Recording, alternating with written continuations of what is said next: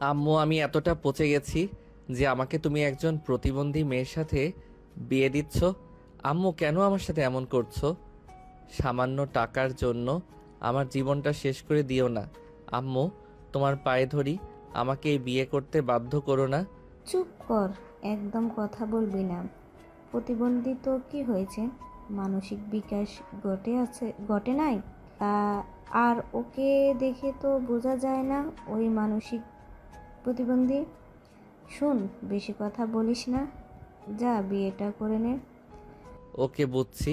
তোমাকে বুঝিয়ে কোনো লাভ হবে না। আসলে আমি তো তোমার নিজের সন্তান না। যদি আজ নিজের সন্তান হতাম তাহলে কখনোই আমার সাথে এমন অন্যায় করতে পারতে না। আয়ন চোখের পানি ফেলতে ফেলতে চলে গেল। নাদিয়ার পাশে বসলো। কাজী এসে দুজনে বিয়ে পড়িয়ে দিতে লাগলো। বিয়ে পড়ানো শেষ হলে সবাই নাচ গান করতে লাগলো। আয়ান নাদিয়া বসে থেকে দেখতে লাগলো। নাদিয়া উঠে নাচতে যাবে। আয়ান হাত ধরে মিষ্টি করে হেসে বলল, যাও না, তুমি এখানে বসে থেকে দেখো। না, আমি নাচবো না। তুমি ছাড়ো আমার হাত, না হলে কিন্তু আমি কামড় দেব। আয়ন আর কিছু বলল না। নাদিয়ার হাত চালে নাদিয়া সবার সাথে নাচতে লাগলো। নাচানাচি করে ক্লান্ত হয়ে চেয়ারে এসে বাচ্চাদের মতো চেয়ারের উপরে পা তুলে বসতে যাবে। সাথে সাথেই আয়ন ঠিক করে দিল। নাদিয়া আয়নের হাত জড়িয়ে ধরে বলল, অনেক ক্লান্ত হয়ে গেছি, আমাকে রুমে দিয়ে আসো তো। আয়ান, যা বৌমাকে নিয়ে রুমে যা, অনেক রাত হয়ে গেছে। আয়নার কিছু না বলে নাদিয়ার হাত ধরে বলল, চলো। আমাকে কোলে করে নিয়ে চলো, আমি হাঁটতে পারবো না। আয়ন সবার দিকে তাকালে দেখে সবাই মিটিমিটি করে হাসছে। আয়ন উপায় না পেয়ে নাদিয়াকে কোলে নিয়ে যেতে লাগলো। নাদিয়া ওর রুম দেখিয়ে দিলে আয়ন নিয়ে গেল। রুমের ভিতরে যেতেই নাদিয়া পা দিয়ে লাথি দিয়ে দরজা বন্ধ করে দিল। আয়ান চমকে উঠল। নাদিয়াকে খাটে বসিয়ে দিলে নাদিয়া বলল, আজকে তো আমাদের বাসর রাত, বর তুমি আমাকে আদর করবে না? তুমি ঘুমাও। না, ভাবি বলছে বাসর রাতে বর নাকি আদর করে, আর বাসর রাতে ঘুমাতে হয় না। বর আসো না, আমাকে আদর করো। ওয়েট, তুমি এসব চেঞ্জ করে নাও, আমি চেঞ্জ করে নেই। নাদিয়া আয়নের সামনে গয়না শাড়ি খুলে ফেল। আয়ন লজ্জা পেয়ে পিছনে ঘুরে পড়ল। নাদিয়া, ওয়াশরুমে গিয়ে চেঞ্জ করো। পারবো না বর, আমাকে সাহায্য করো। কি সাহায্য করব? এগুলো খুলে দাও। এগুলো খুলতে পারছি না। আর আব্বুকে না হয় ডাক দিয়ে দাও। তুমি এইসব খুলতে পারো না নাকি? না, আম্মু সব খুলে দেয়, পরিয়ে দেয়। ও আচ্ছা, আমি করে দেই। আচ্ছা। আয়ান আলমারি থেকে থ্রি পিস বের করলো। ওনা দিয়ে চোখ বেঁধে নিল। নাদিয়ার কাছে কি আয়ন সব খুলে দিতে লাগলো। নাদিয়া আয়নের দিকে তাকিয়ে মুচকি মুচকি হাসতে লাগলো। আর নাদিয়াকে থ্রি পিস পরিয়ে দিয়ে ওনা চোখ থেকে খুলে নাদিয়াকে পরিয়ে দিল। নাদিয়ার দিকে তাকিয়ে দেখি নাদিয়া মন খারাপ করে দাঁড়িয়ে আছে। আয়ন নাদিয়াকে বলল, কি হয়েছে, এভাবে তাকিয়ে আছো কেন? বর, তুমি কি আমাকে পছন্দ করো না? আমাকে সবাই প্রতিবন্ধী কয়, তুমিও কি সবার মতো আমাকে পছন্দ করো না?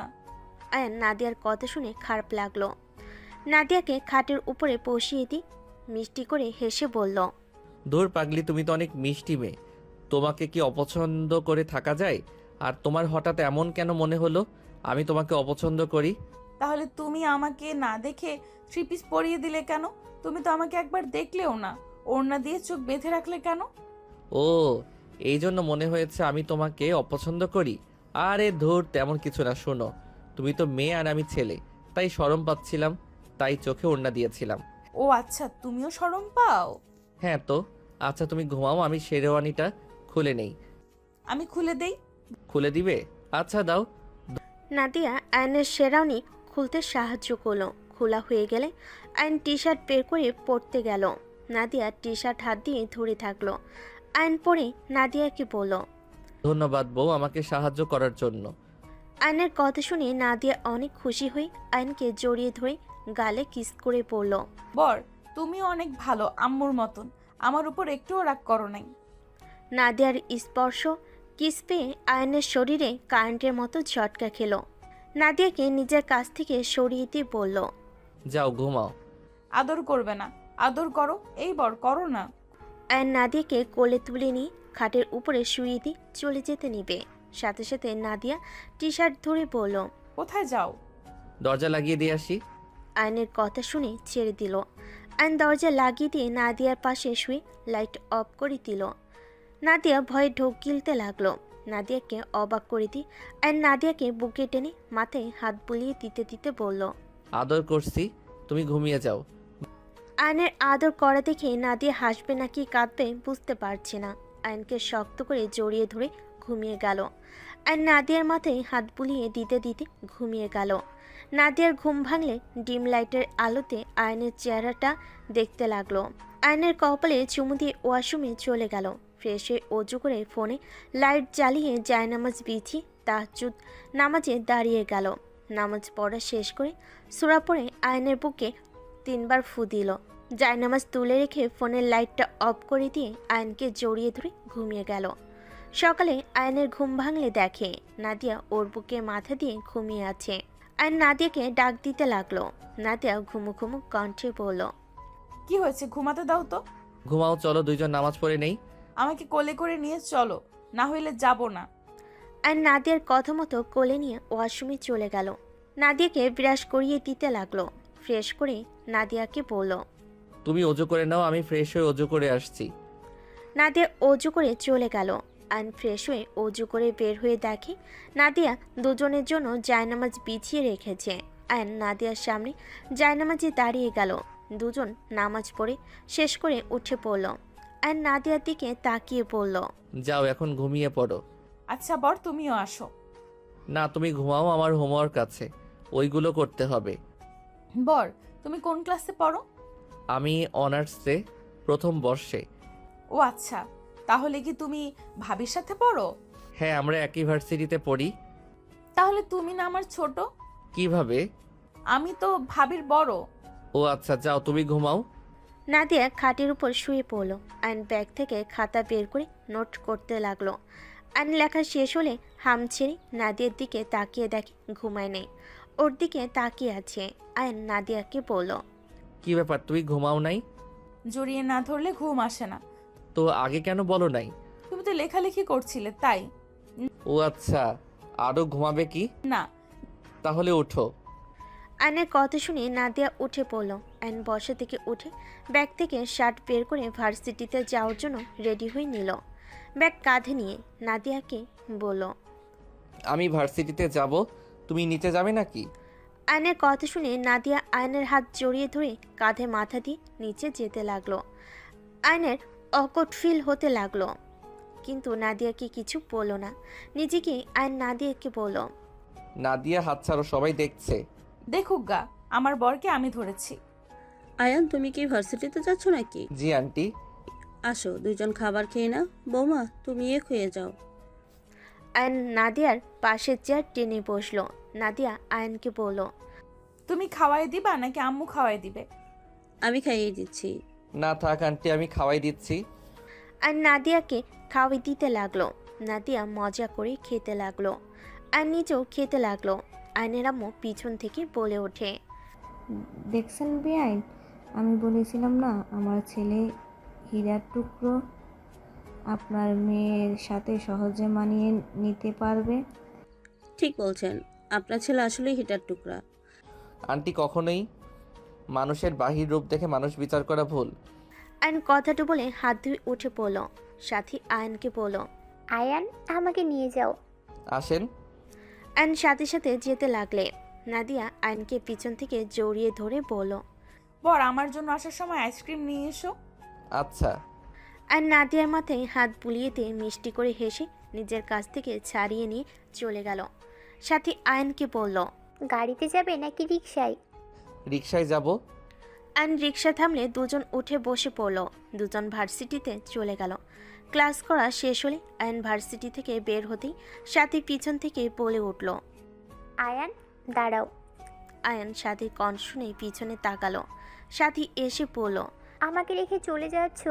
সরি, খেয়াল ছিল না, চলেন। আয়ন সাথী দুজন রিক্সা নিয়ে যেতে লাগলো। আয়ন গাড়ি থামিয়ে আইসক্রিম চকলেট কিনলো। সাথীকে একটা আইসক্রিম 2টা চকলেট দিল। আর নাদিয়ার জন্য কিনে রিক্সায় উঠল। সাথী আয়নকে বলল, আমার জন্য আবার কিনতে গেলে কেন? আরে খান, আপনি আমার বোনের মতো, ভাই হিসেবে খাওয়াচ্ছি, খেয়ে নেন। তাহলে তো খেতেই হয়। যাই হোক, 5 দিন তো ছুটি পেলে, কি করবে এখন? কি করার ইচ্ছে আছে? কি আর করব, পার্ট টাইম জব খুঁজতে হবে। আরে, জব কেন খুঁজবে?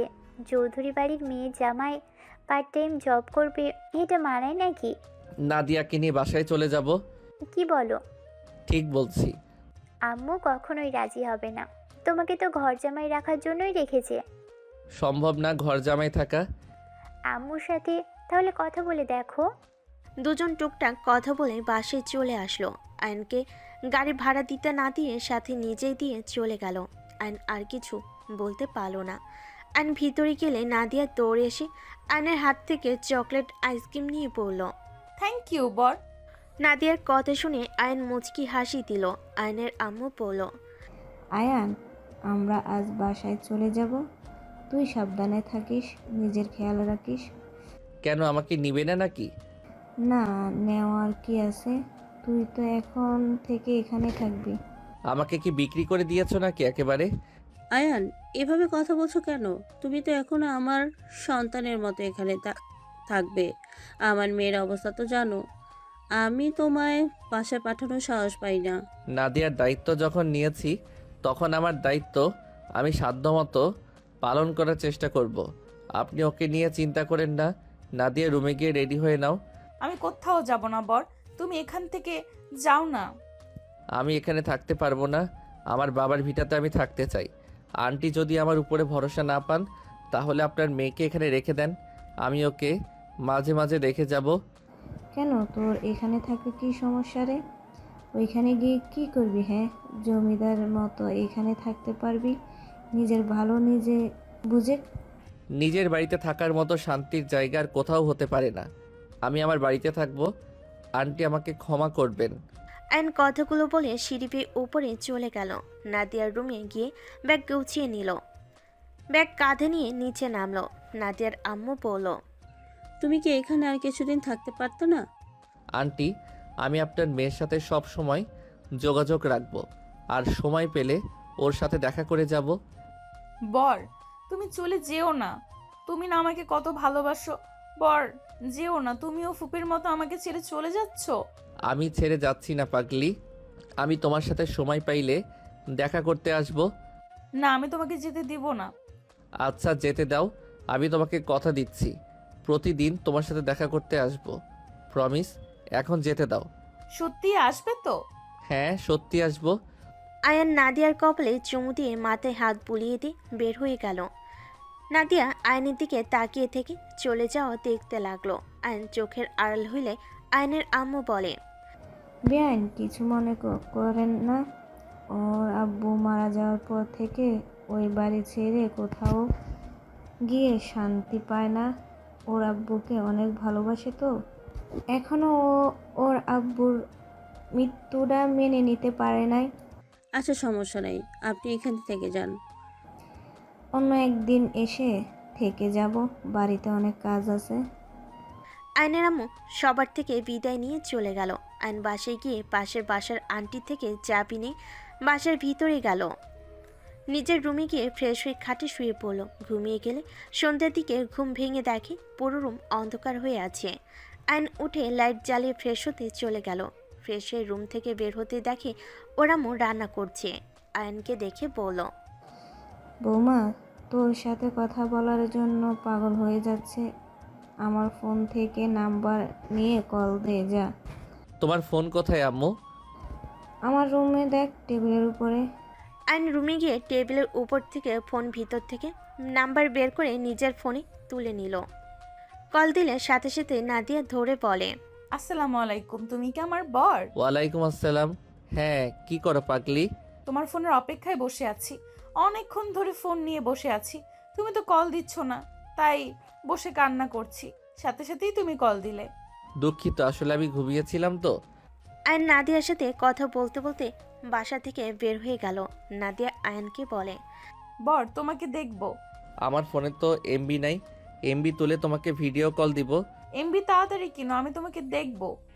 নাদিয়া, আমি তো বাহিরে আর টাকাও নিয়ে আসি নাই। পরে তুলে তোমাকে কল দিব। আমি আম্মুকে বলি টাকা পাঠিয়ে দিতে। এই না, একদম না। ওয়েট, দেখি পকেটে টাকা আছে নাকি। অ্যান্ড পকেট চেক করলে দেখে 50 টাকা আছে। দোকানে গিয়ে এমবি তুলে নিল। ল্যাপটপ সামনে বসে নাদিয়াকে ভিডিও কল দিল। নাদিয়া খুশি হয়ে বলল, বর তুমি অনেক ভালো, আই লাভ ইউ বর। আই লাভ ইউ টু পাগলি বউ আমার। বর তুমি কোথায়? বললাম না আমি বাহিরে। বর তুমি আমার কাছে আসো না। আগামীকাল যাব। আজ ভিডিও কলে কথা বলি। আচ্ছা। আচ্ছা, অডিও কলে আসো। না, আমি ভিডিও কলে কথা বলবো। আমি তো হাঁটাহাঁটি করব, অন্ধকারে দেখতে পাবে না ভালো করে। না, সমস্যা নাই। আয়নার কথা না বাড়িয়ে ভিডিও কলে থাকলো। আইন পরিচিত রেস্তোরাঁর ভিতরে চলে গেল। রেস্তোরাঁ মালিকের সাথে কথা বলতে লাগলো। চাচা, কি কাজ করব বলেন?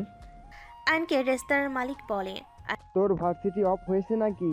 আচ্ছা, তুই এখানে বসে থাক, 12টার দিকে অফ করে দিস, আমি বাসায় যাচ্ছি। আইনের কাছে দায়িত্ব দিয়ে চলে গেল। আইন চেয়ারে বসে সামনে ক্যাশিয়ারের সাথে ফোন রেখে হাসি মুখে বলল, এখন দেখা যাচ্ছে। হ্যাঁ, আচ্ছা বর, তুমি এখানে বসলে কেন? তুমি এখানে কি করবে? এই তো সব কিছু হিসাব নিকাশ করব আর তোমার সাথে কথা বলবো। হিসাব কেন করবে? এটাই তো দোকানদার বসে থাকে। ওইসব রাখো, আগে বলো, খাবার খাইছো? না, চা খাইছি। ও আচ্ছা। আচ্ছা বর, তুমি তো আমাকে চুমু দাও না কেন? এইসব কি বলছো নাদিয়া? এইসব কথা বলতে হয় না। কেন?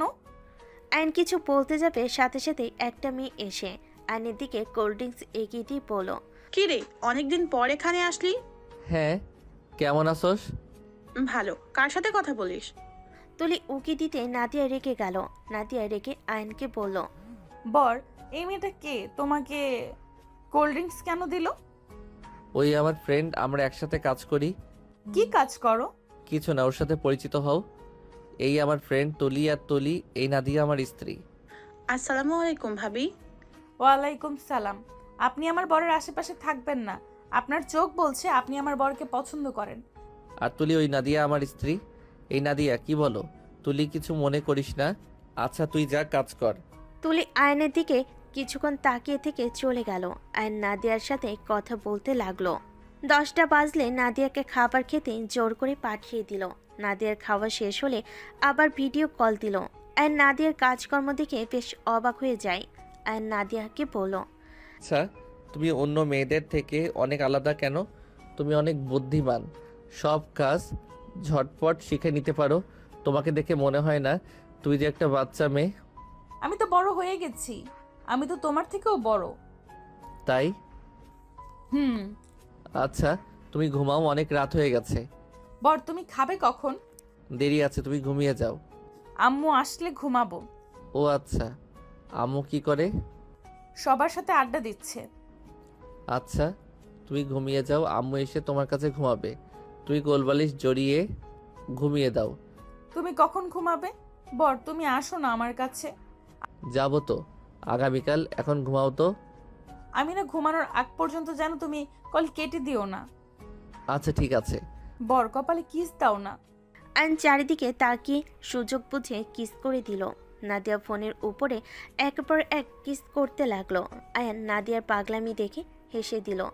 সবাই আয়নের দিকে তাকাতেই আয়ন লজ্জা পেয়ে গেল। আয়ন নাদিয়াকে বলল, হয়েছে, এখন ঘুমিয়ে যাও। আয়নের কথা শুনে নাদিয়া চোখ বন্ধ করে বাচ্চাদের মতো শুয়ে পড়ল। আর এদিকে আয়ন নিজের কাজ করতে লাগলো। রাত 1টা পর্যন্ত রেস্তোরাঁ চালু রাখলো। আজকে কাস্টমার অনেক ছিল। আয়ন টাকা হিসাব করে রেখে লাস্টে খাবার বাঁচলে সবাই মিলে খেয়ে রেস্তোরাঁর দরজা বন্ধ করলো। আর এইদিকে নাদিয়ার ঘুম ভাঙলে তাজুদ নামাজের জন্য উঠে দেখে এখনও আয়ন ভিডিও কলে আছে। আয়নকে দেখা যাচ্ছে না। নাদিয়ার চোখ বন্ধ করে থাকলো।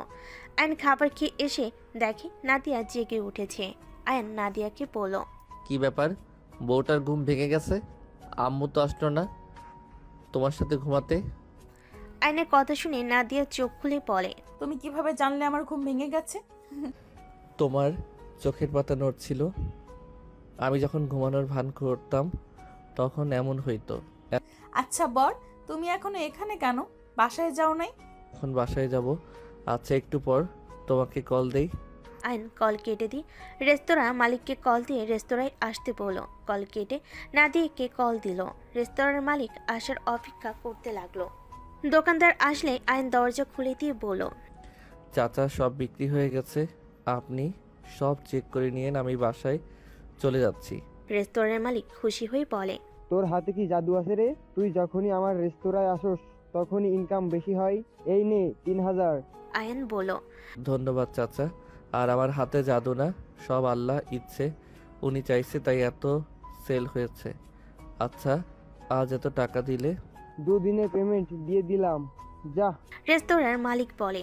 আয়ন খুশি হয়ে রেস্তোরাঁ থেকে বের হয়ে গেল। নাদিয়া আয়নদের কথা শুনছিল। আয়ন বাইরে এসে নাদিয়াকে বলল, এই কি ব্যাপার, এভাবে তাকিয়ে আছো কেন? আম্মু আসলো না তাই ভাবছি। আমুর হয়তো মনে নেই, নিজের রুমে গিয়ে ঘুমিয়ে গেছে।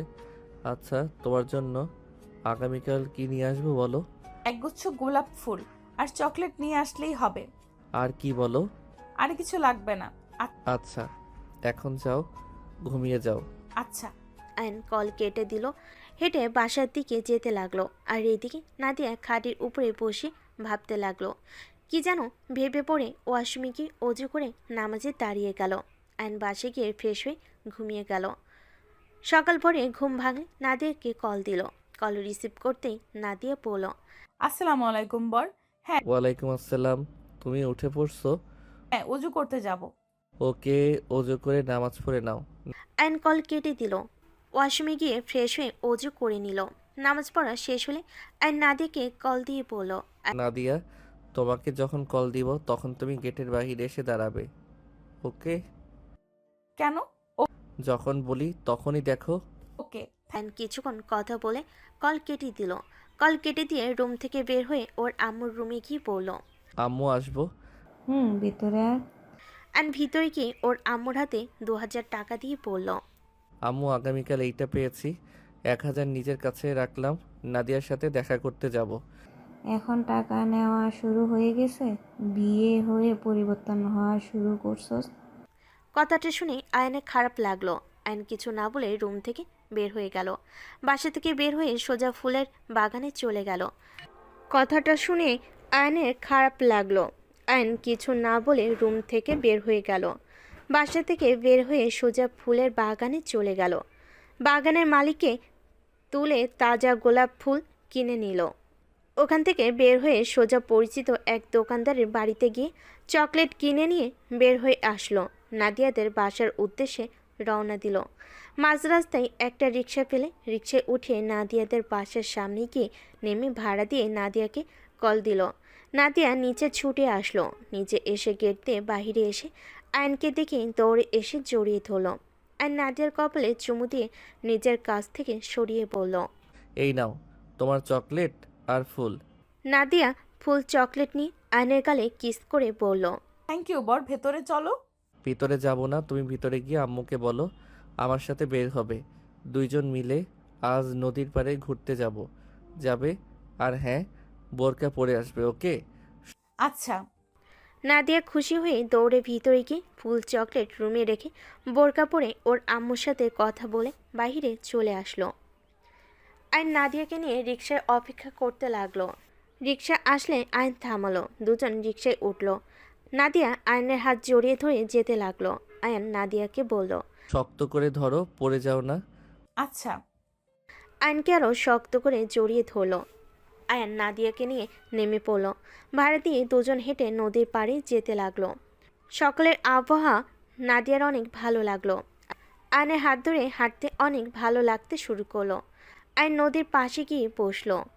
দুজন বসলে ঠান্ডা বাতাস শরীরে শিহরণ বয়ে গেল। নাদিয়াকে নিয়ে অনেকক্ষণ থাকার পর ঘড়ির দিকে তাকিয়ে দেখে 9টা বেজে গেছে। আয়ন নাদিয়াকে বলে, চলো নাস্তা করে তোমাকে বাসায় রেখে আসি।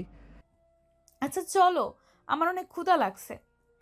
আয়ন নদীর পাড় থেকে উঠে নাদিয়াকে নিয়ে রাস্তায় উঠে পড়ল। সামনে একটা পরোটার দোকান দেখে আয়ন বলল, নাদিয়া, পরোটা খাবে? তুমি খাইলে খাবো। ওকে, চলো। আয়ন নাদিয়াকে নিয়ে ভেতর গিয়ে একটা টেবিলে বসে পরোটা অর্ডার দিল। পরোটা দিয়ে গেলে আয়ন নাদিয়াকে খাওয়াই দিতে লাগলো। নাদিয়া তৃপ্তি করে খাবার খেতে লাগলো আর আয়নের দিকে মুগ্ধ নয়নে তাকিয়ে দেখতে লাগলো। আয়ন নাদিয়াকে খাওয়া শেষ করে বিল দিয়ে নাদিয়াকে নিয়ে বের হয়ে গেল। রিকশায় উঠে নাদিয়াকে বলল, নাদিয়া, কিছু মনে করো না, আমি তোমাকে ভালো খাবার হয়তো কিনে দিতে পারবো না, ভালো পোশাক দিতে পারবো না, কিন্তু তোমাকে আমার ভালোবাসাটা সম্পূর্ণ দিয়ে আগলিয়ে রাখতে পারবো। নাদিয়া আয়নের কথাগুলো শুনেও কিছু বলল না। আয়নের মুখ দেখে বুঝতে পারলো ওর মন খারাপ হয়ে গেছে। নাদিয়া কিছু না বলে বাহিরের দিকে তাকিয়ে থাকলো। নাদিয়াকে বাসার সামনে নামিয়ে দিয়ে বলল, নাদিয়া, বাসার ভিতরে যাও, আবার আগামীকাল সকালে দেখা হবে। ওকে বর। নাদিয়া কথাটা বলে টাটা দিয়ে ভিতরে চলে গেল। আয়ন সোজা রেস্তোরাঁয় চলে গেল, কাজ শুরু করে দিল। দুপুরে নামাজ পড়ে নাদিয়াকে কল দিয়ে কথা বলতে লাগলো। এভাবে 5 দিন কেটে গেল। আয়ন সকালে নাদিয়ার কলে ঘুম ভেঙে গেল। নাদিয়ার কল রিসিভ করে মিষ্টি করে হেসে বলল, আসসালামু আলাইকুম বউ। ওয়ালাইকুম আসসালাম বর। ওঠো, নামাজ পড়ে নাও। তুমি পড়ো, যাও। আয়ান কল কেটে দিয়ে ওয়াশরুমে চলে গেল। ফ্রেশ হয়ে অজু করে নামাজে দাঁড়িয়ে যায়। নামাজ পড়ে ভার্সিটির জন্য রেডি হয়ে ওর আম্মুর থেকে বিদায় নিয়ে হেঁটে নাদিয়াদের বাসার দিকে চলে গেল।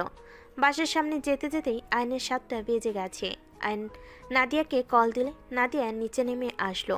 আয়নকে দেখে বলল, বর, তুমি কি ভার্সিটিতে যাবে? তোমার সাথে 3 ঘন্টা সময় কাটিয়ে ভার্সিটিতে চলে যাব। যাও, রেডি হয়ে আসো। আচ্ছা।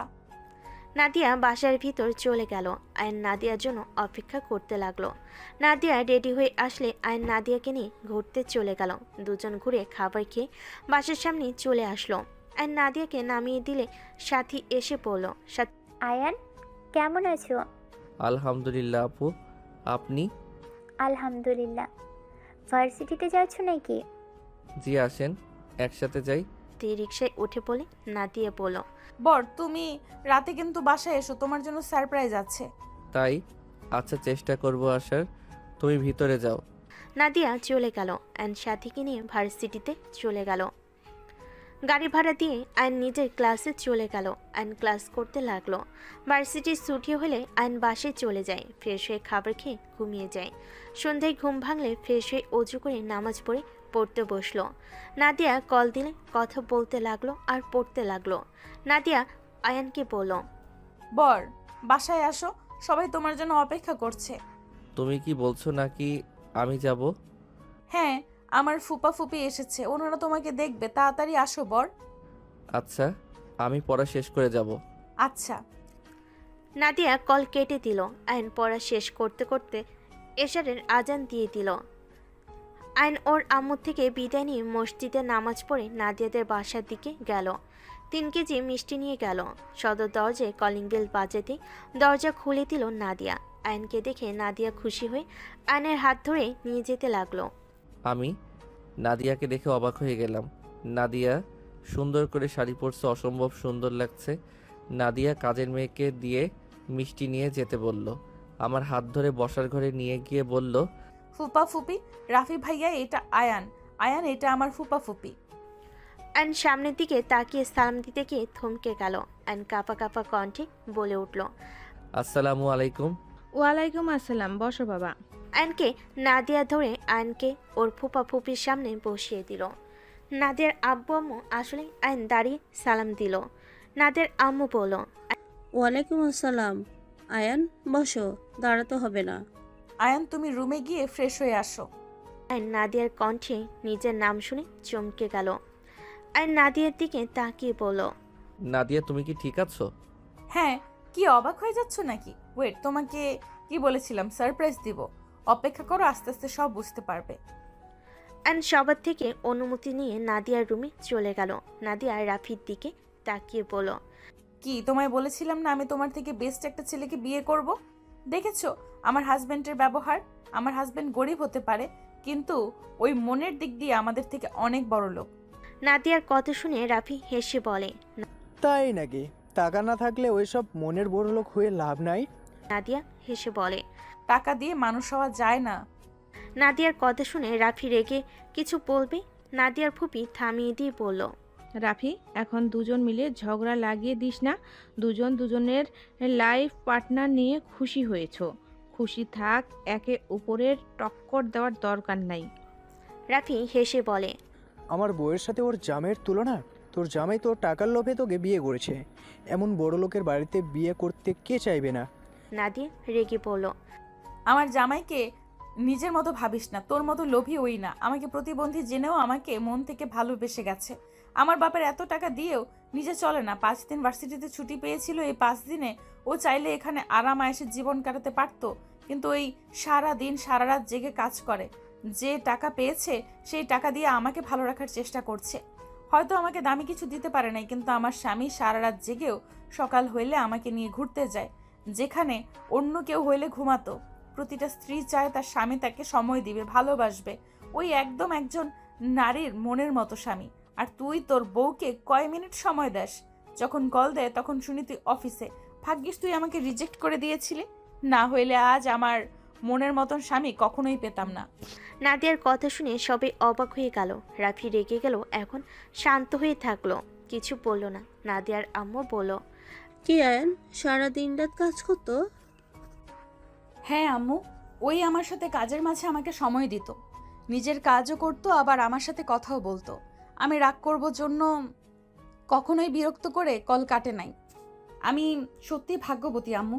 আয়ন ফ্রেশ হয়ে সিঁড়িতে দাঁড়িয়ে সব কিছু শুনে ফেলে। আর নিজের রাগ কন্ট্রোল করতে পারল না। আয়ন চুপচাপ নিচে নেমে আসলো। নাদিয়া আয়নকে দেখে কিছু বলবে, আয়ন বলে উঠল, প্লিজ ম্যাম, আর কোনো অভিনয় করেন না। আপনাদের রক্তে শুধু অভিনয় আছে, এছাড়া আর কিছুই নাই। আগে যদি জানতাম মরে গেলেও এখানে বিয়ে করতাম না। আমাকে এত দিন ধরে এভাবে ঠকালেন। আমার কপালে কি আবার লেখা আছে নাকি যার যেমন ইচ্ছে হবে আমাকে বোকা বানিয়ে চলে যাবে? Ayaan, I am sorry. আমার পুরো কথা শোনো, তাহলেই বুঝতে পারবে। আমার কিছু শোনার নাই, যা শোনার শুনে ফেলছি। আপনি আসলে ভালো অভিনয় করতে পারেন, প্লিজ আর কোনো অভিনয় করেন না। আপনাদের এই অভিনয় আর সহ্য করতে পারবো না। আয়ন কথাগুলো বলে চলে যেতে নিলে নাদিয়া আব্বু নাদিয়া ফুপা ফুপি বোঝাতে গেলে আয়ন রেগে নাদিয়ার ফুপিকে বলল, এই আপনি আমাকে কি বোঝাতে আসেন? আপনি নিজেই তো পাক্কা অভিনেত্রী, আপনি আবার এসেছেন আমাকে বোঝাতে? আয়নের কথা শুনে সবাই হতভম্ব হয়ে গেল। রাফি নিজের মাকে অপমানিত হতে দেখে রেগে আয়নের গলা চেপে ধরে বলে, নিজের বউকে যা ইচ্ছা বল, আমার মাকে নিয়ে একটাও পাশে কথা বলবে না, মুখ ভেঙে ফেলবো। আয়ন রাফির দিকে হাসি দিয়ে বলল, আয়ন উনি আপনার মা? কিভাবে আপনার মা হয়? আমার তো হিসাব মিলছে না। যতটুকু বুঝলাম আপনি আমার বড়, তাহলে সেখানে উনি আপনার মা কিভাবে হয়? আয়নের কথা শুনে সবাই অবাক হয়ে গেল। নাদিয়ার ফুপি বলে উঠল, কে তুমি? কি বলছো এসব? রাফি তোমার সন্তান? কিভাবে হয়? আমার তো মাথায় কাজ করছে না। আয়ান, পাগল হয়ে গেলে নাকি? আরে পাগল ছিলাম, এখন না, এখন মাথা ঠিক আছে। এই ছেলে, সত্যি করে বলো, কে তুমি? আমি আবার কে? আমি আপনার ভাতিজির জামাই। তুমি কি আমাকে আগে থেকে চেনো? আগে হয়তো চিনতাম, এখন চিনি না। মানে? কিছু না। আয়ন বাসা থেকে বের হয়ে গেল। আয়ন সোজা বাড়িতে চলে গেল। বাসিকে রুমে ঢুকতে যাবে, সাথে সাথে আয়নের আম্মু বলল, কি রে, এখানে কি করস? তুই না তোর শ্বশুর বাড়িতে গেলি? আয়নর আম্মুর দিকে ঘুরে জড়িয়ে ধরল। হঠাৎ করে এভাবে জড়িয়ে ধরতে আয়নের আম্মু চমকে উঠল। আয়নকে নিজের থেকে ছাড়িয়ে নিয়ে দেখে আয়নের চোখে পানি।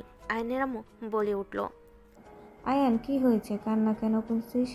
কিছু না, আমার মাথাটা ব্যথা করছে, আমি ঘুমাবো, আমাকে ডাক দিও না। আয়ন কথাগুলো বলে রুমের ভিতর গিয়ে দরজা চাপা দিয়ে খাটের উপর হয়ে শুয়ে পড়ল। ভিতর ঢুকতে চাইলে ঢুকলো না।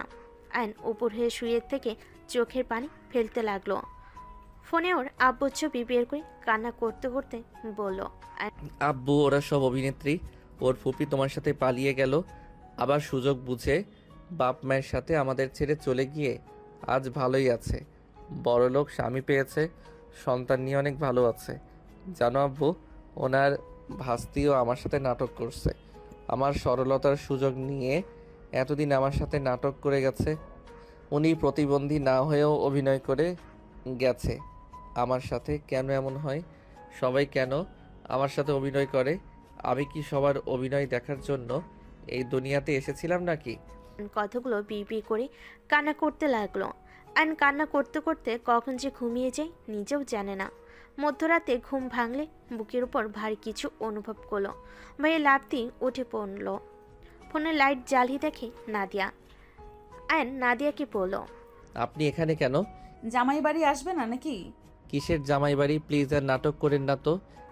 আয়ন আর কিছু বলতে যাবে তার আগেই আয়নের ঠোঁট জোড়া নিজের দখলে নিয়ে নিল। আয়নের চোখ বড় বড় হয়ে গেল। আয়ন নাদিয়াকে সরিয়ে দেওয়ার চেষ্টা করতে লাগলো। নাদিয়া জোর করে কিস করতে থাকলো। 2 মিনিট পর ছেড়ে দিলে আয়ন বলে উঠল। এইটা কি ধরনের ব্যবহার? আয়নের প্রশ্নের উত্তর না দিয়ে আবারও মাথার পিছনে ধরে ঠোঁট নিজের দখলে নিয়ে নিল। আয়ন ধাক্কা দিয়ে সরিয়ে দিয়ে বলল। উফ, কি শুরু করলেন? জানতো যাব না, এটা আমার রুম। আমি কেন যাব? আপনি থাকেন, আমি যাচ্ছি। কোথায় যাও? পাশের রুমে যাব। আয়ন উঠে যেতে যাবে, সাথে সাথেই আয়নের কলার ধরে নাদিয়া খাটের উপর ফেলে দিয়ে আয়নের উপর উঠে 2 হাত চেপে ধরে আয়নকে চুমুতে ভরিয়ে দিতে লাগলো। আয়ন নাদিয়া থেকে নিজেকে ছাড়িয়ে নেওয়ার চেষ্টা করতে লাগলো। আস্তে আস্তে আয়নার নিজেকে কন্ট্রোল করতে পারল না। নাদিয়ার সাথে তাল মিলিয়ে আদর করতে ব্যস্ত হয়ে গেল। একে অপরকে আদর করতে করতে ক্লান্ত হয়ে গেল। নাদিয়া আয়নকে নিচে শুয়ে দিয়ে বুকে মাথা দিয়ে শুয়ে পড়ল। আয়ন ফোনের লাইট অফ করলো। আয়নের অনেক ঘুম পেলে ঘুমিয়ে গেল। সকালে ঘুম ভাঙলে দেখে নাদিয়া ড্রেসিং টেবিলের সামনে চুল আঁচড়াচ্ছে। আয়নের রাতের কথা মনে পড়তে লজ্জা লাগতে লাগলো। আয়ন তাড়াতাড়ি করে নিচ থেকে শার্ট প্যান্ট নিয়ে ঢেকে দৌড়ে ওয়াশরুমে চলে গেল। আয়নের কাণ্ড দেখে নাদিয়া খিলখিল করে হেসে দিল। আয়ন গোসল করে ওয়াশরুমের দরজা হালকা খুলে হাত মুখ বের করে বলল। আলমারি থেকে শার্ট প্যান্ট দিবেন। ওয়েট দিচ্ছি। নাদিয়া আলমারি থেকে শার্ট প্যান্ট বের করে আয়নের হাতে দিয়ে দিল। আয়ন শার্ট প্যান্ট নিয়ে দরজা লাগিয়ে দিয়ে শার্ট প্যান্ট পরে নিল। তোয়ালে দিয়ে মাথা মুছে নাদিয়া 3 পিস ওর শার্ট প্যান্ট ধুয়ে বের হলে নাদিয়া বলল। তুমি এসব ধুতে গেলে কেন? আমি তো ধুয়ে দিতাম। নিজের কাজ নিজে করতে পছন্দ করি, অন্যের কাজ আমার ভালো লাগে না। বউ থাকতে কে নিজের কাজ করে? এসব তো বউয়ের কাজ। আপনার সাথে কথা বাড়াতে চাই না।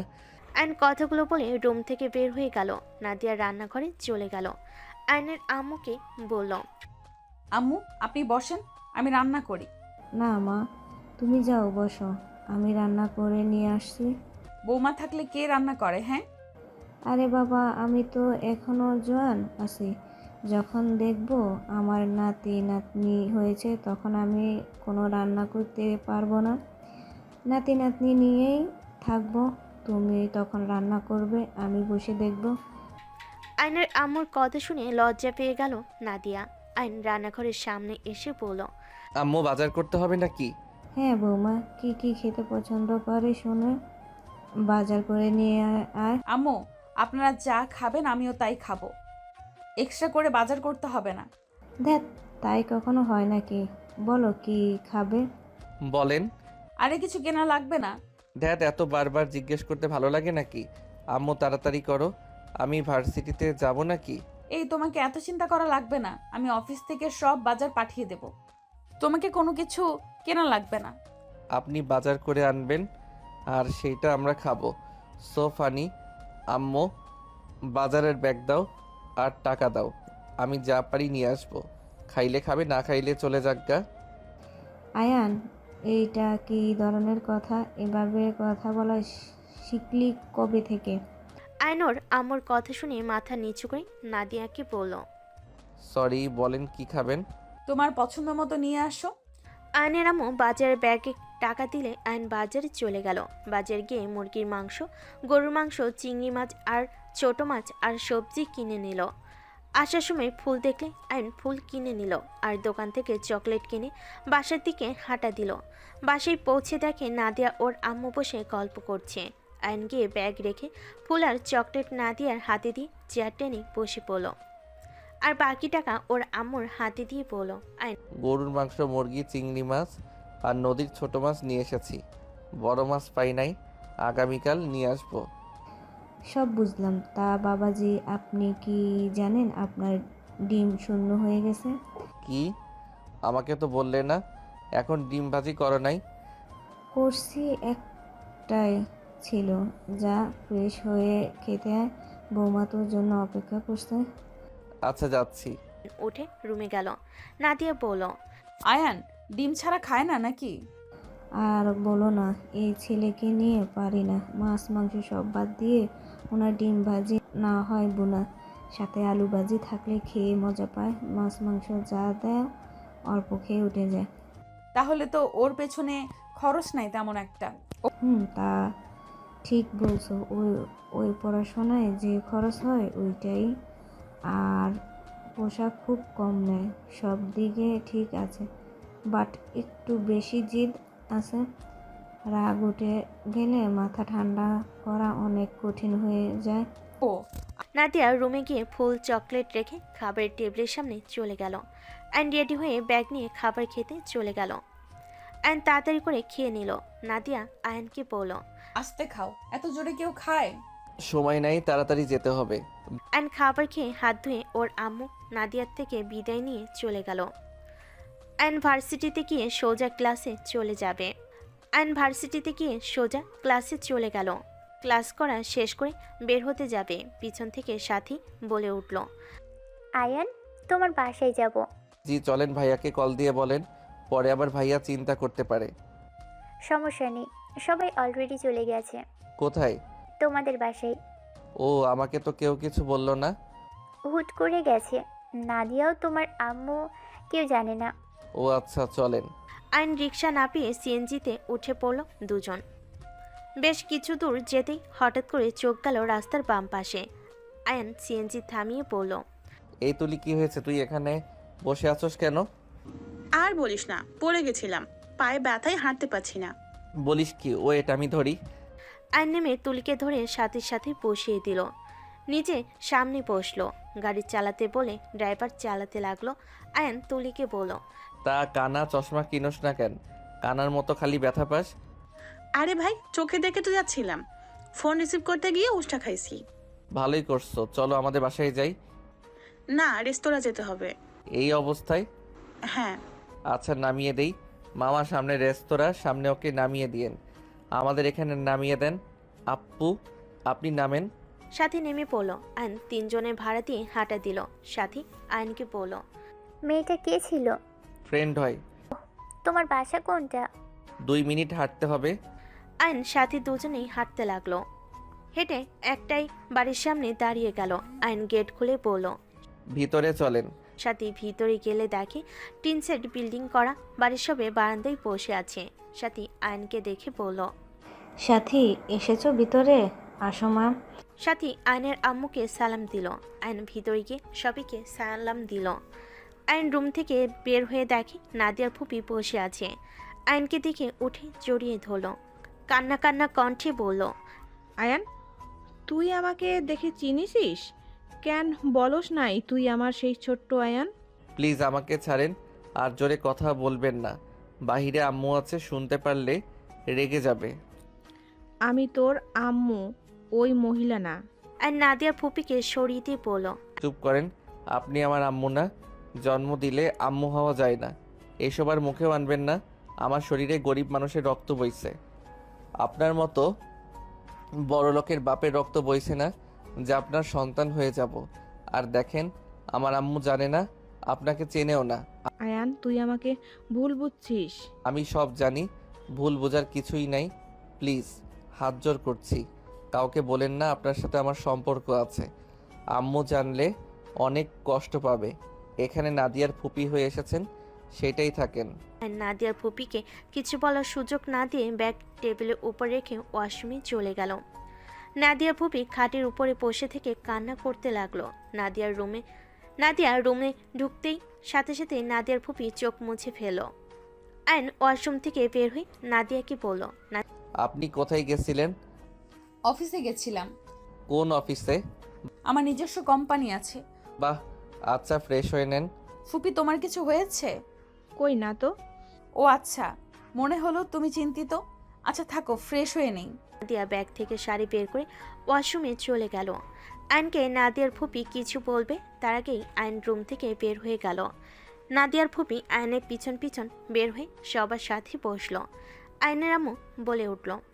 আয়ান, ডিম নিয়ে আসোস নাই কেন? উফ, ভুলে গেছি। আচ্ছা, খেয়ে নিয়ে আয়। এখন খেতে বস, সাথী মামুনি আর বৌমাকে নিয়ে। ওনারা সবাই খাইছে? হ্যাঁ, তোকে কি আলু ভাজি করে দেব? হ্যাঁ। না, তুমি অনেক কাজ করছো আম্মু। ডাল তো রান্না করছো। হ্যাঁ চল। নাদিয়া আসলে আয়ন সাথী নাদিয়া চেয়ার টেনে খেতে বসলো। তিনজন খাবার খেতে লাগলো। নাদিয়ার ফুপি আর চোখে আয়নের খাবার খেতে দেখতে লাগলো। আয়ন খাওয়া শেষ হইলে সাথী ফুরু কুচকে বলল, এটা কি খাইলে?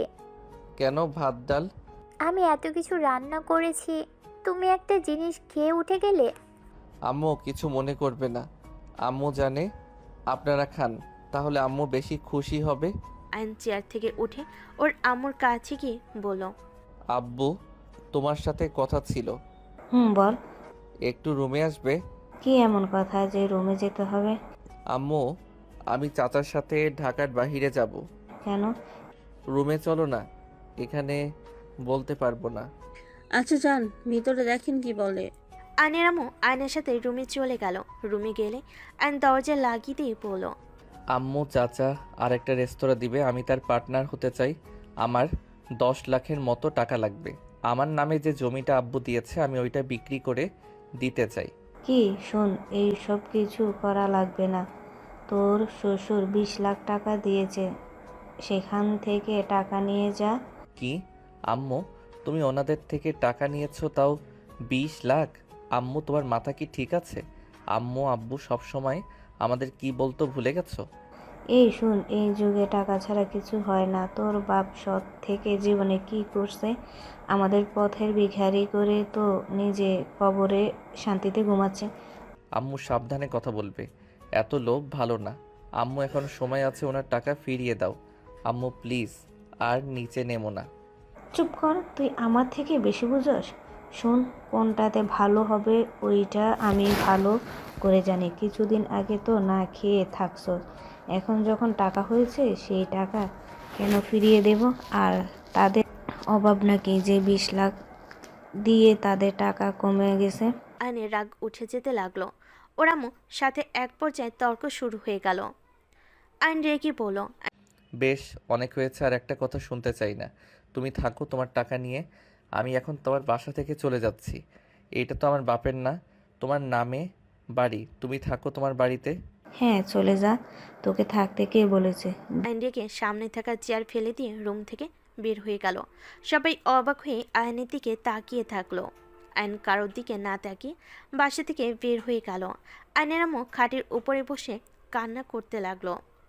নাদিয়া সাথী রুমের ভিতরে ঢুকে দেখে চেয়ার পড়ে আছে। সাথী চেয়ার তুলল। নাদিয়া আয়নের আম্মুকে ধরে বলল, কি হয়েছে আম্মু, কান্না করছেন কেন? নাদিয়ার আব্বু আম্মু ফুপু ফুপা ভেতরে এসে জিজ্ঞেস করতে লাগলো, বিয়ের কি হয়েছে? আয়ান এভাবে রেগে চলে গেল কেন? আয়নের আম্মু আলমারি খুলে লকার থেকে টাকা বের করে নাদিয়ার আব্বুর হাতে দিয়ে বলল, বেয়াই আমাকে ক্ষমা করে দিবেন, এই টাকা আমি রাখতে পারবো না। আয়নের আম্মুর কথা শুনে সবাই অবাক হয়ে গেল। নাদিয়ার আব্বু বলে, কেন? এই টাকা তো আমি আমার মেয়ের সংসারের জন্য দিয়েছি। আয়নের আম্মু বলল, আয়ান এই টাকা রাখতে অখুশি। ও শ্বশুরবাড়ি থেকে একটা সুতাও নেবে না। ও নিজের ভালো কোনো দিনও বুঝবে না। ওর বাপের মতো শুধু জেদ আর জেদ। আপনি এই টাকা প্লিজ নিজের কাছে রাখেন। নাদিয়ার আব্বু কিছু বলতে যাবে, সাথে সাথে নাদিয়ার ফুপি বলল, বাদ দাও ভাইজান, ও চাচ্ছে না যখন, তাহলে থাক। আয়ান কোথায় গেল? আমি রাগের মাথায় অনেক কিছু বলে দিয়েছি। আমি জানি না ও বাসা থেকে রাগ করে ও একেবারে চলে গেল নাকি। ওয়েট, আমি কল দিয়ে দেখি। নাদিয়া আয়নকে কল দিতে লাগলো। আয়নের ফোন পাশের রুম থেকে বেজে উঠল। নাদিয়ার রাগ উঠে গেল। এই ছেলেটা নিজেকে কিভাবে কে জানে, সব সময় বেশি ইগো দেখায়। নাদিয়ার কথা শুনে মুখ ফসকে পড়ল। যেমন বাপ তেমন হয়েছে ছেলে। ফুপির কথা শুনে সবাই অবাক হয়ে তাকালে। কথা ঘুরিয়ে বলে, বেন বলো না, বাপের মতো হয়েছে। আচ্ছা আমি দেখি রেস্তোরাঁ আছে নাকি। নদীর পাড়ে গেছে। না থাক মা, যেতে হবে না। আমি জানি ও বাহিরে থাকতে পারবে না, রাতে চলে আসবে। নাদিয়া আর কিছু না বলে রুমে চলে গেল। সারা রাত আয়নের জন্য অপেক্ষা করতে লাগলো। রাত 3টার দিকে আয়ন বাসায় ফিরল। আয়নের আম্মু বারান্দায় বসে থাকতে দেখে আয়ন চুপচাপ আয়নের আম্মুর পায়ের কাছে বসে কোলে মাথা দিয়ে বলল, সরি আম্মু, আজকে বেশি করে ফেলছি। দোষ আমার। আগামীকাল আমি সব ব্যবস্থা করে দেব, তোকে কারো থেকে কিছু নেওয়া লাগবে না। না, ওইসব করব না, জব নিব। চাচা আজকে পাল্টে গেছে, উনি আমাকে অন্য ধরনের প্রস্তাব দিয়েছে। যেমন? আমি যদি তার মেয়েকে বিয়ে করি তাহলে আমাকে সাহায্য করবে, যত টাকা লাগে সব দিবে। বাট আমি তো বিবাহিত, তাই আমি না করে চলে এসেছি। কি বদমাইশ, মাথায় কি বুদ্ধি চলছে? ফালতু মেয়েকে নাকি আমার ছেলের বিয়ে করা লাগবে? আয়নের আম্মু রেগে গেলে আয়ন বলে ওঠে। আম্মু কুল, এত জোরে কথা বলছো কেন? সবাই জেগে যাবে তো। নাদিয়া দরজার সামনে দাঁড়িয়ে ওদের সব কথা শুনে ভিতরে চলে গেল। আয়নোর আম্মুকে সামলিয়ে বলে, আম্মু যাও, ঘুমাতে যাও, আমার অনেক ঘুম পাচ্ছে। ওদের দোকানে আর যাবি না বলে দিলাম। ওকে, যাব না। আয়নোর আম্মুকে রুমে পাঠিয়ে দিল। আয়ন কিছু না বলে ওর রুমে চলে গেল। আয়নের আসার শব্দ শুনে নাদিয়া চোখ বন্ধ করে ফেলল। আয়ন ওইদিকে না তাকিয়ে দরজা লাগিয়ে দিয়ে লাইট অফ করে খাটে শুয়ে পড়ল। নাদিয়াও কিছু না বলে চুপচাপ শুয়ে থাকলো। আয়ন এই পাশ থেকে ও পাশ ঘুরতে থাকলো। আয়ন বসতে যাবে, নাদিয়া আয়নের শরীরের ওপর হাত পা তুলে দিল। আয়নের বুকে মাথা দিলে আয়নের মুখে হাসি রেখা ফুটে উঠল। আয়ন নাদিয়াকে আলতো করে জড়িয়ে নিলে নাদিয়ার মুখে হাসি ফুটে উঠল। দুজন চুপচাপ শুয়ে থাকতে থাকতে ঘুমিয়ে গেল। সকালে ঘুম ভাঙে। আয়ন উঠে নাদিয়াকে বালিশে শুয়ে দিয়ে ওয়াশরুমে চলে গেল। ফ্রেশ হয়ে অজু করে নামাজ পড়তে চলে গেল। আয়ন তুলির সাথে দেখা হলে আয়ান ওর সাথে দাঁড়িয়ে কথা বলতে লাগলো। তুই ভালো করছস, আর চাচার পরিকল্পনা আছে ফালতু। কি চালাকি, তোকে ভালো মতো ফাঁসিয়েছিল। লাভ হবে না, আমার স্ত্রী আছে। যাই হোক, তুই কাজ করতে থাক। আন্টির সাথে রাগ করে থাকিস না, পড়াশোনা করছিস, কর। আয়ন তুলির সাথে কিছুক্ষণ কথা বলে আয়ন ডিম কিনে বাসায় চলে গেল। আয়নোর আম্মুর দিকে ডিমগুলো দিয়ে সামনে গেলে নদী ফুপি তাকিয়ে থেকে বলল, বাসায় কখন এসেছো? 3টায় আন্টি। ও আচ্ছা, রাগ কমছে নাকি এখনো আছে? রাগ কমলে কি আর না কমলে কি। ও আম্মু, আমি বের হচ্ছি। কই যাবি? কাজ আছে, আসছি। আয়ন কথাটা বলে বের হয়ে গেল। সন্ধ্যার দিকে আয়ন বাসে এসে দেখে বাসে কেউ নাই। আয়নোর আম্মুকে কল দিলে আয়নের আম্মু কল রিসিভ করে বলল, আয়ান, আমি বাজারে এসেছি, তুই তোর শ্বশুর বাড়িতে যা। তোর শ্বশুর বাড়িতে মানুষজন এসেছে। রান্নাঘরে কোটার ভিতরে চাবি আছে, রেডি হয়ে আমার রুমে থেকে টাকা নিয়ে যা। আমি গিয়ে কি করব? যেতে বলছে, যা। ওকে, যাচ্ছি। আয়ন কল কেটে দিয়ে রান্নাঘরের কৌটার ভিতর থেকে চাবিটা নিয়ে ঘর খুলে গোসল করে শার্ট প্যান্ট পরে আয়ন ওর রুমে তালা দিয়ে ওর আম্মুর রুমটা খুলে টাকা নিয়ে তালা দিয়ে কৌটার ভিতর চাবি রেখে চলে গেল। বাইরে গিয়ে রিক্সা নিয়ে বের হয়ে গেল। 3 কেজি মিষ্টি কিনে চলে গেল। আয়ন নাদিয়াদের বাসার ভিতর গিয়ে কলিং বেল চাপ দিতেই সাথে সাথে চিৎকার করার শব্দ আসলে আয়ান থমকে গেল।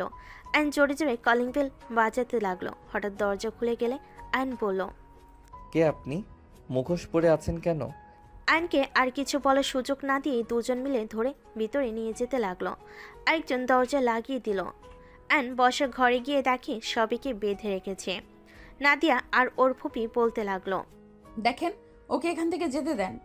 আয়ন, ছেড়ে দাও প্লিজ, ওই তো আমাদের ফ্যামিলির কেউই না, প্লিজ ওকে যেতে দাও, ওই তো কোনো অন্যায় করে নাই। নাদিয়ার ফুপি আকুতি মিনতি করতে লাগলো। একজন নাদিয়ার ফুপির মুখে লাথি মারতে গেলে আয়ন চিৎকার করে বলে, স্টপ! ওনার গায়ে একটা ফুলের টোকা পড়লে আমি আপনাকে বলে ছাড়বো না, খুন করে ফেলবো। আয়নের কথা শুনে সবাই অবাক হয়ে গেল। মেয়েটা পিছনে ঘুরে আয়নকে দেখে চমকে গেল। আয়ন বলে ওঠে, আপনাদের সমস্যা কি? ওনাদের কেন বেঁধে রেখেছেন? মেয়েটা আয়নকে ছেড়ে দেওয়ার ইশারা করলে দুজন আয়নকে ছেড়ে দিল। মেয়েটা আয়নের দিকে তাকিয়ে বলে, তুমি এখানে কি করছো? রাইসা, আমার প্রশ্নের উত্তর দাও, তুমি কেন এখানে? আর এসব কি কিডন্যাপারের মতো সেজে আছো? বাট তুমি এখানে কি করছো? ওদের খুন করে এখান থেকে যাব? কেন? ওরা কি ক্ষতি করছে? এইটা আমার নানা বাড়ি, ওই বুড়ো বুড়ি বেঁচে নেই, কিন্তু ওর ছেলে মেয়ে বেঁচে আছে। মানে কি, খুলে বলো তো। তোমার মনে আছে তোমার কাহিনী আর আমার কাহিনী সেম ছিল? তুমি সব ভুলে গেছো। আমি তোমাকে তো বলেছিলাম আমার নানা নানি আমার বাবা মাকে মেরে ফেলেছে। তাদের অপরাধ ছিল আমার বাবা একজন কৃষক ছিল, তার সাথে পালিয়ে বিয়ে কেন করলো? আমার বাবা মাকে মেনে নেওয়ার কথা বললে তাদের মেরে ফেলেছে। আর এইটাই হলো সেই মহিলা।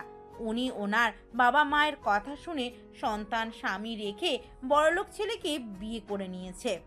ও আচ্ছা, এই ব্যাপার। আয়ন কথাটা বলে হাসতে লাগলো। আয়নের হাসি দেখে রাইসা বলে, হাসছো কেন? তুমি এত বোকা কেন? তোমার মনে হয় ওরা সুখে আছে, ওরা অভিনয় করে? সব কিছুতে শুনো ওদের মেরে নিজের হাত নষ্ট করার কোনো মানেই হয় না।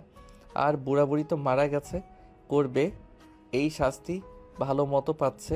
শুনো, এইসব করার দরকার নাই।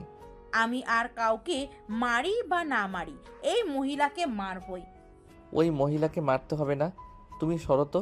তোমার সুন্দর একটা ভবিষ্যৎ আছে, সেটা নষ্ট করো না। ওদের মেরে নিজের হাত গন্ধ করার কোনো মানে হয় না। শুনো, ওদের পাপের শাস্তি আল্লাহ দিবে। তুমি শাস্তি দিয়ে নিজের পাপ কেন বাড়াবে? আমি জানি তোমার অনেক রাগ ঘৃণা হচ্ছে, আমারও রাগ ঘৃণা হয় ওই মহিলাকে দেখলে। তোমার আবার ওনাকে দেখে কেন ঘৃণ্য হয়? জানি না, বাট শোনো, ওদের ছেড়ে দাও। পারবে না। বেশি বুঝো না, ছেড়ে দাও। তুমি চুপ থাকো। রাইসা শোনো, আমি জানি তুমি ছোট থেকে কারো ভালোবাসা পাও নাই, তাই এমন মন পাষাণ হয়ে গেছে। আর আপনারা কেমন মানুষ, আপনাদের যে একটা ভাগ্নি আছে, কোনোদিন তার খোঁজ খবর নেওয়ার প্রয়োজন করে নাই, সব কিছুতে তো অভিনয় করে। একটু ওর সাথে না হয় ভালোবাসার অভিনয় করতেন, তাও তো ওই আজ এমন হতো না। আমরা তো রাইসাকে অনেক খুঁজেছি কিন্তু পাই নাই। ওর মামা তো খুঁজের ওপরেই রেখেছে। রাইসা, আমি তো পরের ঘরের মেয়ে। আমি জানি তোমার মনে কতটা ঘৃণা রাগ জমে আছে। যারা অন্যায় করেছে তাদের রাগ ওদের উপরে খাটালে কি তোমার মন শান্ত হবে বলো? যদি হয় তাদের সবাইকে মেরে ফেলো। রাইসা, তোমার আব্বু মারা যায় নাই, উনি বেঁচে আছে। আর তুমি ভুল জানো, তোমার আম্মু হার্টের রোগী ছিল।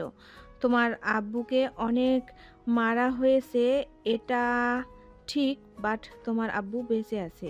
কি আব্বু বেঁচে আছে মানে? হ্যাঁ, আমি ওনাকে লন্ডন পাঠিয়েছিলাম সবার চোখের আড়ালে। তুমি চাইলে আমি কথা বলিয়ে দিতে পারি। উনি বেঁচে আছে, তাহলে আমার খোঁজ খবর কেন নিল না? তোমাকে তো আমরা খুঁজছি, পাই নাই। উনি তো মানুষ লাগিয়ে রাখছিল, আর আমরা সবাই ভেবে নিয়েছিলাম তুমি আর বেঁচে নাই হয়তো। আমি আব্বুর সাথে কথা না বলে আপনাদের কথা বিশ্বাস করব না। আমার ফোনটা হাতেও নেই, লক খোলা আছে ডি দিয়ে, সেভ ওইটাতে কল দাও। রাইসা ফোন হাতে নিয়ে ডি দিয়ে সেভ করা নাম্বারে কল দিলে ওপাশের লোকটা বলে ওঠে, কেমন আছো? দিনকাল কেমন যাচ্ছে? আব্বু? রাইসার কথা শুনে লোকটা থমকে গেল। রাইসা ওর আব্বুর সাথে কথা বলতে লাগলো। রাইসা ইমোশনাল হয়ে গেল। রাইসার আব্বুও কান্না করতে লাগলো। রাইসা অনেকক্ষণ কথা বলে ফোন রেখে দিই সবাইকে ইশারা করলো খুলে দিতে। সবাইকে খুলে দিলে রাইসা চলে যেতে নিলেই নাদিয়া বলে ওঠে, রাইসা, চলে কেন যাচ্ছ? তোমার উপরে প্রথমে রাগ হচ্ছিল, এখন আর রাগ হচ্ছে না। আসলে আমার দাদা দাদি জঘন্যতম লোক ছিল। বড়লোক দেখে যা মন চাইতো তাই করছে, যত সব। নাদিয়ার আব্বু রাইসাকে বোঝাতে লাগলো। সবাই রাইসাকে আপন করে নিল। রাইসা এখানে থাকতে রাজি হয়ে গেল। আর দীর্ঘ নিঃশ্বাস ফেলে বলল, আর ওই চিক না করে তোকে কিন্তু আমি ভালো করে চিনছি। বড় নেতা হয়ে গেছস নাকি? আয়নের কথা শুনে ছেলেটা হেসে লজ্জা লজ্জা ভাবি বলে, ঢেত, কি যে বলিস না। আচ্ছা, আমরা চলে গেলাম, কোনো সমস্যা হলে আমাদের বলিস। আর ভালো লাগছে রাইসা আর ফ্যামিলিকে পেয়ে গেল। আচ্ছা, আপাতত যা, ভবিষ্যতে আবার আশা লাগতে পারে। আয়নের কথা শুনে ছেলেটা লজ্জায় চলে গেল। আয়ন বলে ওঠে, আসসালামু আলাইকুম, আমি তাহলে এখন আসি। ওয়ালাইকুম সালাম। ওয়েট, তুমি এখানে কেন এসেছো? আমি এখানে কাজ করে খাই। তোমাকে না বললাম আমার কাছে জবের অফার আছে, কোচিং সেন্টার খুলতে পারো? তুমি তো অনেক ভালো স্টুডেন্ট, এখানে কিসের কাজ করো বলো তো? অভিনয় দেখার কাজ। আয়ন কথাটা বলে হাসতে লাগলো। নাদিয়ার ফুপির মনটা খারাপ হয়ে গেল। নাদিয়া বলে ওঠে, এসব কি ধরনের কথা বলো? আমি কতবার তোমার থেকে ক্ষমা চাচ্ছি, তারপরও এক কথা বলছো? তোমার যদি আমাকে ভালো না লাগে তুমি চলে যেতে পারো। তোমার মতো বড় লোকদের আমার একদম পছন্দ না। তুমি ডিভোর্স লেটার পাঠিয়ে দিও, কারণ কবে আবার তোমার বাবা মা আমাদের খুন করতে আসবে। তুমি আমার মায়ের একটা সন্তান। আমি মারা গেলে আমার মায়ের দেখার মতো কেউ নাই।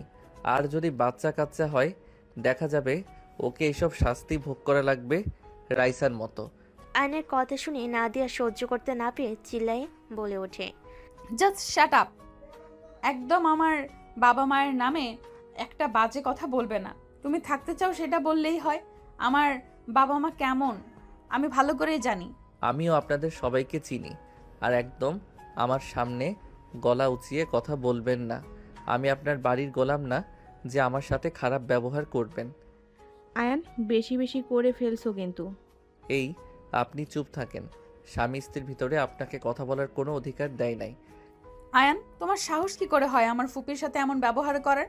তোমাকে পৌঁছায় দিয়ে দিয়ে মাথায় উঠিয়ে ফেলছি। আমি মানছি আমার তোমার সাথে ওইরকম করার ঠিক করি নাই, তাই বলে তুমি যা না তাই বলবে? চলে যাও এখান থেকে, তোমার ডিভোর্স লেটার তুমি পেয়ে যাবে। নাদিয়া কথাগুলো বলে কান্না করতে করতে দৌড়ে চলে গেল।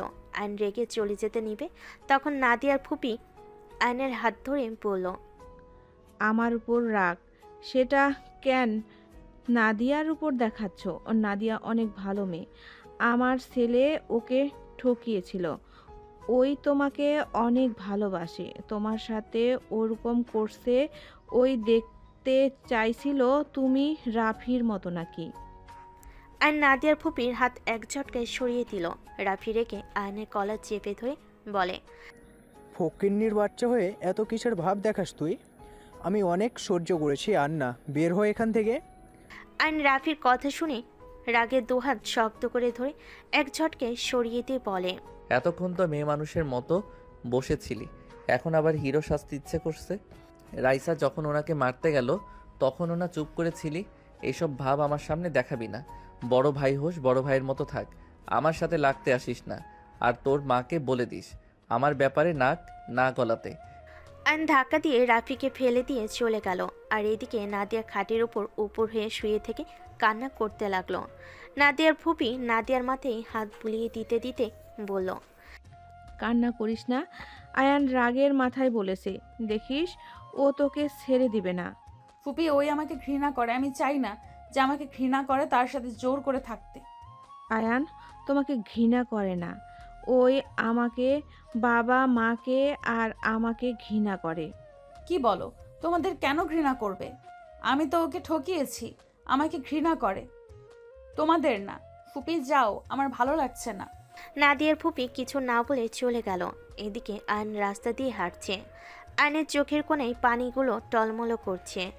আয়ন মনে মনে ভাবতে লাগলো, বেইমান সবগুলো। এত জঘন্য মানুষ হতে পারে? দুই মেয়ের সাথে এমন করছে, নিজেদের কিভাবে কে জানে। গরিবরা মনে হয় মানুষ না, যত সব ফালতু ফ্যামিলি। আয়ন চোখের পানি মুছে চলে গেল। বাসে গিয়ে আস্তে আস্তে নিচের রুমে তালা খুলে রুমে গেল। শার্ট খুলে খাটে শুয়ে পড়ল। সকালে ঘুম ভাঙলে দেখে আয়নের আম্মু রাগী লোক নিয়ে তাকিয়ে আছে। আয়ন লাফ দিয়ে উঠে পড়ল।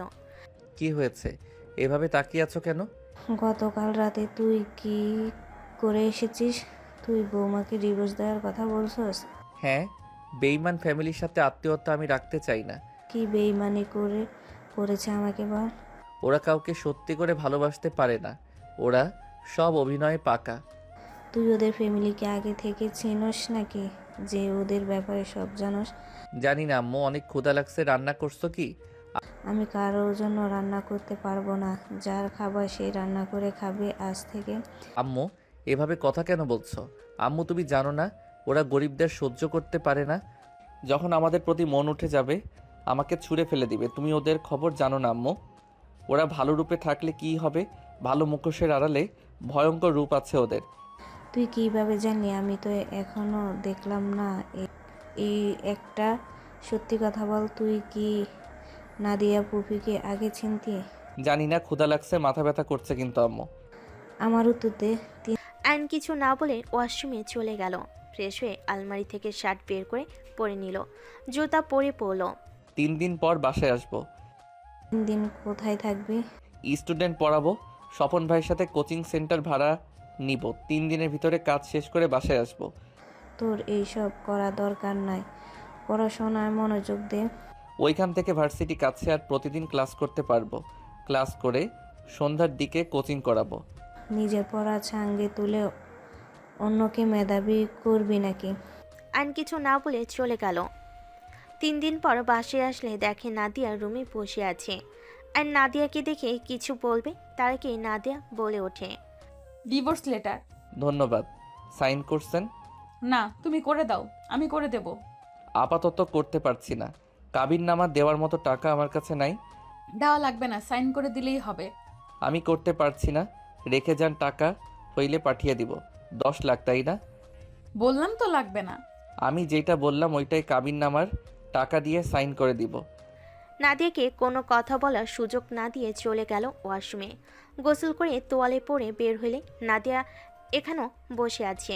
আর আলমারি থেকে শার্ট প্যান্ট বের করে পরতে লাগলো। নাদিয়া বলতে লাগলো, 30 মিনিট পর আমার ফ্লাইট, নিজের যত্ন নিও, আর আমার থেকে ভালো কাউকে বিয়ে করে নিও। আমার কথা আপনাকে ভাবতে হবে না, নিজের কথা ভাবেন।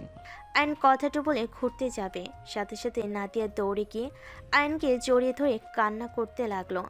আয়ান থমকে গেল। আয়নের চোখের কোণায় পানি জমা হতে লাগলো। নাদিয়া কান্না করতে করতে বলল, আমি ভুল করেছি মানছি, কিন্তু আমার ভালোবাসা মিথ্যা ছিল না। আমি তোমার সাথে ভালোবাসার অভিনয় করি নাই। আমি তোমাকে সত্যি অনেক ভালোবাসি। তোমাকে আমি মন থেকে ভালোবাসি। তুমি আমার ভালোবাসা বুঝতে পারলে না? নাদিয়া কথাগুলো বলে দৌড়ে চলে গেল। আর নাদিয়ার চলে যাওয়ার দিকে তাকিয়ে থাকলো। আয়নের আম্মু এসে বলল, যা করলি ভালোই করছস। আসলে মেয়েটা ভুল করছে, তোমাকে ভালোবেসে নিজের লাইফটা সুন্দর করে তৈরি করে নিয়ে চলে গেছে। তোমাকে ছেড়ে আর কোনো বেঈমান না। এখন আমি মরলে তুই আরও সুখে থাকবি। আম্মু। আয়নের আম্মু চোখের পানি মুছতে মুছতে চলে গেল। 7 বছর পর। আম্মু, আমার টিফিনটা রেডি করেছো কি? খাবার খেয়ে বের হ। আম্মু, দোয়া করো, আজকে একটা মিটিং আছে। যদি আমাদের কোম্পানিকে কাজটা হয় তাহলে প্রমোশন পেয়ে যাবো ইনশাল্লাহ। আমার দোয়া সব সময় আছে, সাবধানে যাস। অ্যান্ড তাড়াতাড়ি খাবার খেয়ে বের হতে গেল। অ্যান্ড অফিসে চলে গেলে ম্যানেজার বলে ওঠে, ওনারা সব চলে এসেছে, আপনি তাহলে চলে যান। সব ব্যবস্থা কি হয়েছে? আয়নের কথা শুনে ম্যানেজার বলে, জি আপনি চলে যান, বসও এসেছে। ম্যানেজারের কথা শুনে আইন লিফটে উঠে উপর তলায় চলে গেল। আইন মিটিং রুমে গিয়ে সবাইকে সরি বলে পরিচয় হয়ে নিল। তারপর সব ডিজাইনগুলো সবার সামনে প্রেজেন্ট করতে লাগলো। সবাই দেখে আইনের ডিজাইনগুলো পছন্দ করলো। সবাই দেখে আইনের ডিজাইনগুলো পছন্দ করতে লাগলো। আরও কিছুক্ষণ মিটিং করে মিটিং শেষ করে সবে বের হইলে আইনের বস বলে ওঠে, তোমার ডিজাইনগুলো পছন্দ হবে, আমি বলেছিলাম না? এখন ওনাদের মালিককে দেখাবে, যদি উনি হ্যাঁ বলে দেয় তাহলে ভালো পেমেন্ট পাবো আমরা। ইনশাল্লাহ হবে, আশা করা যায় আমরা কাজটা পাবো। আইনোর বসের সাথে কথা বলে ওর কেবিনে চলে গেল আর নিজের কাজ করতে লাগলো। অফিস ছুটি হলে আইন বাইক নিয়ে বের হয়ে গেল। আইন বাসার ভিতরে ঢুকতেই দারোয়ান বলে ওঠে, স্যার, ম্যামকে নিয়ে হসপিটালে গেছে সবাই, উনি অনেক সুন্দর হয়ে পড়ছে। আইন কথাটা শুনে যেন থমকে গেল। দারোয়ানের থেকে হসপিটালের নাম শুনে বাইক নিয়ে চলে গেল। আইন সোজা হসপিটালে গিয়ে কাজের মহিলাকে কল দিলে, কাজের মেয়ে রুম নাম্বার জানিয়ে দিলে আইন দৌড়ে চলে গেল। আইন সিঁড়ি বেয়ে দৌড়ে যেতে লাগলো। হঠাৎ কারোর সাথে ধাক্কা লাগলে আইন না দেখে পড়ল। সরি। কথাটা বলে দৌড়ে চলে গেল। মেয়েটা আয়নের দিকে তাকিয়ে থাকলো। আইন সোজা কেবিনে গিয়ে হাঁটুর উপরে হাত রেখে জোরে জোরে নিঃশ্বাস ফেলতে ফেলতে বলল, আম্মু, তোমার কি হয়েছে? আম্মু, তুমি ঠিক আছো? আমি ঠিক আছি। তুই জোরে জোরে নিঃশ্বাস ফেলছিস কেন? Thank god. আইন দীর্ঘ নিঃশ্বাস ফেলে ওর আম্মুর পাশে বসে পড়ল। খালা, আম্মুর কি হয়েছিল? ডাক্তারের সাথে কথা বলছেন? আরে গ্যাস্ট্রিকের সমস্যা হয়েছিল, এখন ঠিক আছে। বাসায় চল, বাসায় যাব। আইন ওর আম্মুকে ধরে নিয়ে যেতে লাগলো। নিচে গিয়ে পেমেন্ট করে 3 জন হসপিটাল থেকে বের হইলে আইন বাইকের পিছনে 2 জন উঠে বসলে আইন বাসায় চলে গেল। আইন বাসায় গিয়ে ব্যাগ রেখে ওয়াশরুমে চলে গেল। গোসল করে ফ্রেশ হয়ে আয়নের ফোনে কল আসলে আইন কল রিসিভ করলো। আইন কল রিসিভ করতেই বস বলে ওঠে, আয়ান, আগামীকাল সকাল ভোরে তুমি এয়ারপোর্টে চলে যাও, আমাদের বস আসবে, ওনাকে সারাদিন সময় দিতে হবে। তুমি ম্যানেজার, তাড়াতাড়ি পৌঁছে যাও। Okay sir. আয়ন কিছুক্ষণ কথা বলে কল কেটে দিল। আয়ন উঠে রুমের বাইরে গেল। আয়ন ওর আম্মুর কোলে মাথা দিয়ে বলে, আম্মু গ্যাস্ট্রিক বেড়ে গেছিল, আমাকে বলো নাই কেন? মেডিসিন নিয়ে আসতাম। আরে বলিস না, শেষ হয়ে গেছে, আমার মনে ছিল না, বয়স হয়েছে, ভুলে যাচ্ছি সব। বুঝলাম। আয়ন ওর আম্মুর সাথে গল্প করতে লাগলো। রাতের খাবার খেয়ে দুজন যার যার রুমে চলে গেল। সকালে আয়ন তাড়াতাড়ি উঠে অজু করে নামাজ পড়ে রেডি হয়ে বের হয়ে যেতে লাগলো। কিরে এত সকালে কোথায় যাস? আম্মু, আমাদের অফিসের বস আজকে দেশে আসবে, ওইখানে কাজ আছে। আচ্ছা শোন, আমি ঢাকা যাব, তোর আব্বুর খবরটা দেখতে বড্ড মন চাইছে। আচ্ছা যাও, বাট ওই দিকে যেন যাও না। ও যা তো, সাবধানে যাস আর সাবধানে থাকিস। আয়ন আর কিছু না বলে চলে গেল। বাইক নিয়ে সোজা এয়ারপোর্টে গেল। ম্যানেজার গাড়ি নিয়ে আসলে আয়ন ওনার সাথে এয়ারপোর্টের ভিতর চলে গেল। আয়ন ওর বসের সাথে কথা বলতে লাগলো। ম্যানেজার আয়নকে বলে, ম্যাম এসে গেছে, ফোন রাখো। ম্যানেজার কথা বলে এগিয়ে গেল। আয়ন ফোনটা রেখে সামনের দিকে তাকালো। এগিয়ে দেখে আয়ন চমকে গেল। ম্যানেজার একটা বাচ্চাকে কোলে নিয়ে আদর করতে লাগলো। আয়নকে ব্যাগ নিতে ইশারা করলো। আয়ন ব্যাগটা হাতে নিল। নাদিয়া আয়নের দিকে কিছুক্ষণ তাকিয়ে সামনের দিকে তাকিয়ে বলল, ওনাকে চিনলাম না। নাদিয়ার কথা শুনে ম্যানেজার বলল, উনি আমাদের ইঞ্জিনিয়ার, উনি অনেক ভালো কাজ করেন। সকালে আমাদের প্রজেক্ট পেয়েছি, ওনার জন্য ওনার ডিজাইন সবাই অনেক পছন্দ করেছে। ও আচ্ছা। তিনজন হাঁটতে লাগলো। ম্যানেজার বাচ্চাটাকে কোলে নিয়ে সামনে বসলো। নাদিয়া পিছনে বসলো। আয়নের হাত থেকে ব্যাগ নিল। ড্রাইভার ম্যানেজার আয়নকে বলল, আপনি তাহলে আমাদের পিছনে পিছনে আসুন। ওকে। আয়ন ওদের গাড়ির পিছন পিছন যেতে লাগলো। আয়ন গাড়ি চালাতে চালাতে ভাবতে লাগলো, ওনার কোম্পানি ওইটা, উনি কি ইচ্ছে করে আমাকে নিজের কোম্পানিতে জব দিয়েছিল। উনি যেমন ভাব দেখালো, মনে হয় উনি জানতেন না। আমার মাথায় আসছে না, আসলে কি উনি জানতেন না? আর ওনার কোলে ওই বাচ্চা মেয়েটাকে উনি কি বিয়ে করেছে? করতে পারে, 7 বছর পার হয়ে গেছে, বাট আমি তো ডিভোর্স লেটার পাঠাই নাই, তাহলে কিভাবে করতে পারে? আয়ন কতগুলো ভাবতে ভাবতে চলে গেল। নাদিয়াকে নিয়ে হোটেলে চলে গেল। আর নাদিয়ার ম্যানেজার রুম দেখিয়ে দিলে। নাদিয়া বলে উঠল, আপনারা ভেতরে এসে বসেন, আমি ফ্রেশ হয়ে আসছি। নাদিয়া চলে গেল। আয়ন ম্যানেজার বাচ্চা মেয়েটার সাথে খেলতে লাগলো। আয়ন বলে ওঠে, ম্যাম, বাচ্চা এটা, স্যার কোথায়? আয়নের কথা শুনে ম্যানেজার বলে, এটাও আমি জানি না। ম্যামের বিয়ে হয়েছিল, ওনার স্বামীকে আজ পর্যন্ত কেউ দেখে নাই। এখন ওনার স্বামী কোথায় আছে কেউ জানে না, হয়তো ম্যামের সাথে ডিভোর্স হয়ে গেছে। আচ্ছা আপনি বসেন, আমি নিচে গিয়ে সব ঠিক করে আসি। ম্যানেজার উঠে চলে গেল। আয়ন বাচ্চা মেয়েটাকে কোলে নিয়ে ভাবতে লাগলো, তাহলে কি এইটা আমার সন্তান? আমার সন্তান হইলে উনি কেন বাঁচিয়ে রাখবে? আমি তো ওনাকে কষ্ট দিয়েছি। আয়ন কতগুলো ভাবতে লাগলো। নাদিয়া ওয়াশরুম থেকে বের হলে আয়ন বলে ওঠে, এইটা কি আমার সন্তান? নাদিয়া রেখে ধমকে সুরে বলল, শাট আপ। কি ধরনের কথাবার্তা বলেন? আপনার যোগ্যতা কতটুকু আর ভুলে যাবেন না। আপনি কার সাথে কথা বলছেন? Sorry ma'am. আয়ন বাচ্চা মেয়েটার সাথে খেলা করতে লাগলো। মেয়েটা বলে, আম্মু, এই আঙ্কেলটাকে তো আমি দেখেছি তোমার ফোনে। আম্মু, ওনাকে তুমি ধমক দিলে কেন? মেয়েটার কথা শুনে আয়ন বলে, তার মানে ওই আমার সন্তান, আপনি যত ধমক দেন লাভ হবে না। আপনার লিমিটের ভেতরে থাকেন। আয়রা আম্মু, তুমি যাও, ফ্রেশ হয়ে আসো। নাদিয়ার কথা শুনে আয়রা কোল থেকে নেমে ওয়াশরুমে চলে গেল। নাদিয়া বলে ওঠে, এই রুম থেকে বের হয়ে যান। যাব না। আয়রা আমার মেয়ে, আপনার সাথে তো আমার ডিভোর্স হয় নাই, তাহলে আপনি আমার মেয়ের থেকে আমাকে দূর করে দিচ্ছেন কেন? ওই আমার মেয়ে, ওই কারণ না, বুঝতে পেরেছেন? মিস্টার আয়ান সাহেব, আপনি চলে যান। আমার মাথা গরম করবেন না। আপনার স্ত্রী সন্তান আছে, তাদের নিয়ে থাকেন। আমার সন্তানের দিকে নজর দিলে আমি চোখ তুলে ফেলবো। আয়ন কিছু বলবে তার আগে ম্যানেজার আসলো। আয়ন চুপ হয়ে গেল। ম্যানেজার বলে, ম্যাম আপনি তাহলে খেয়ে নেন, আমরা পরে আসছি। আর যা লাগবে ওনারা দিয়ে যাবে, শুধু একটা কল দিয়েন। আর ম্যাম, বসের সাথে কথা বললাম, উনি বলল আপনি রেস্ট নেন, পরে মিটিংয়ে বসবেন। আচ্ছা। আয়ন ম্যানেজার চলে যেতে নিলে আয়ন নাদিয়ার দিকে তাকিয়ে থেকে বের হয়ে গেল। আয়ন সোজা বাসায় চলে গেল। আয়ন খাটে শুয়ে থেকে আয়রার কথা ভাবতে লাগলো।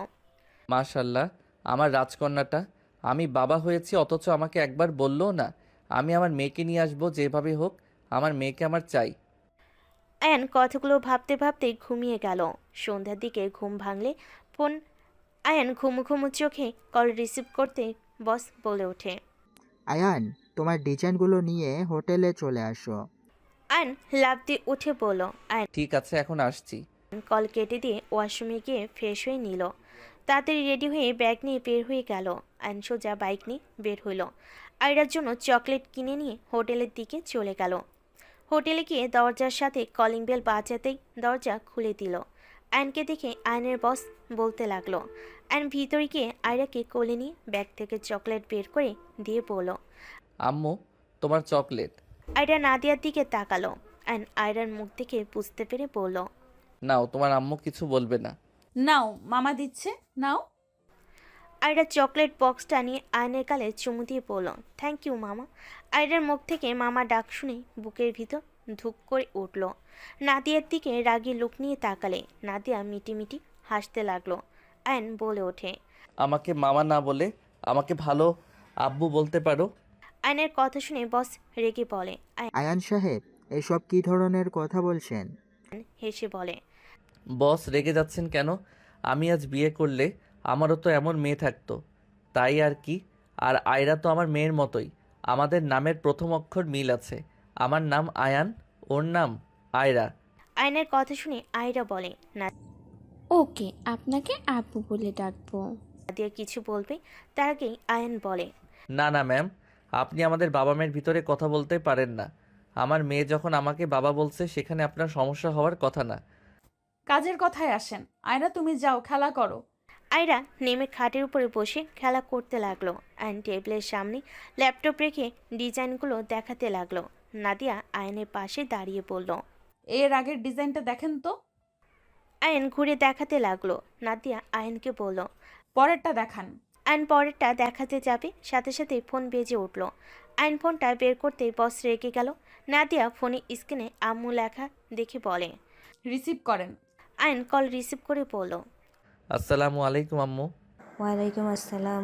আয়ান, ঢাকা আসতে পারবি কি? কেন আম্মু, তুমি ঠিক আছো কি? আয়ান, ঢাকায় আয়, তোর সাথে কথা আছে। আম্মু, আমি তো কাজে ব্যস্ত আছি, এখন ঢাকা যাওয়া সম্ভব না। কিসের কাজ? এখন তো অফিস ছুটি হওয়ার কথা। আম্মু, পরে কথা বলি। আমি তো কিছু জানতে চাই না, তুই কাজ শেষ করে ঢাকায় আসবি। আচ্ছা ঠিক আছে। আয়ন কথাটা বলে কল কেটে দিল। নাদিয়া বলে ওঠে, আম্মু কেমন আছেন? সরি, মানে আপনার আম্মু। আলহামদুলিল্লাহ।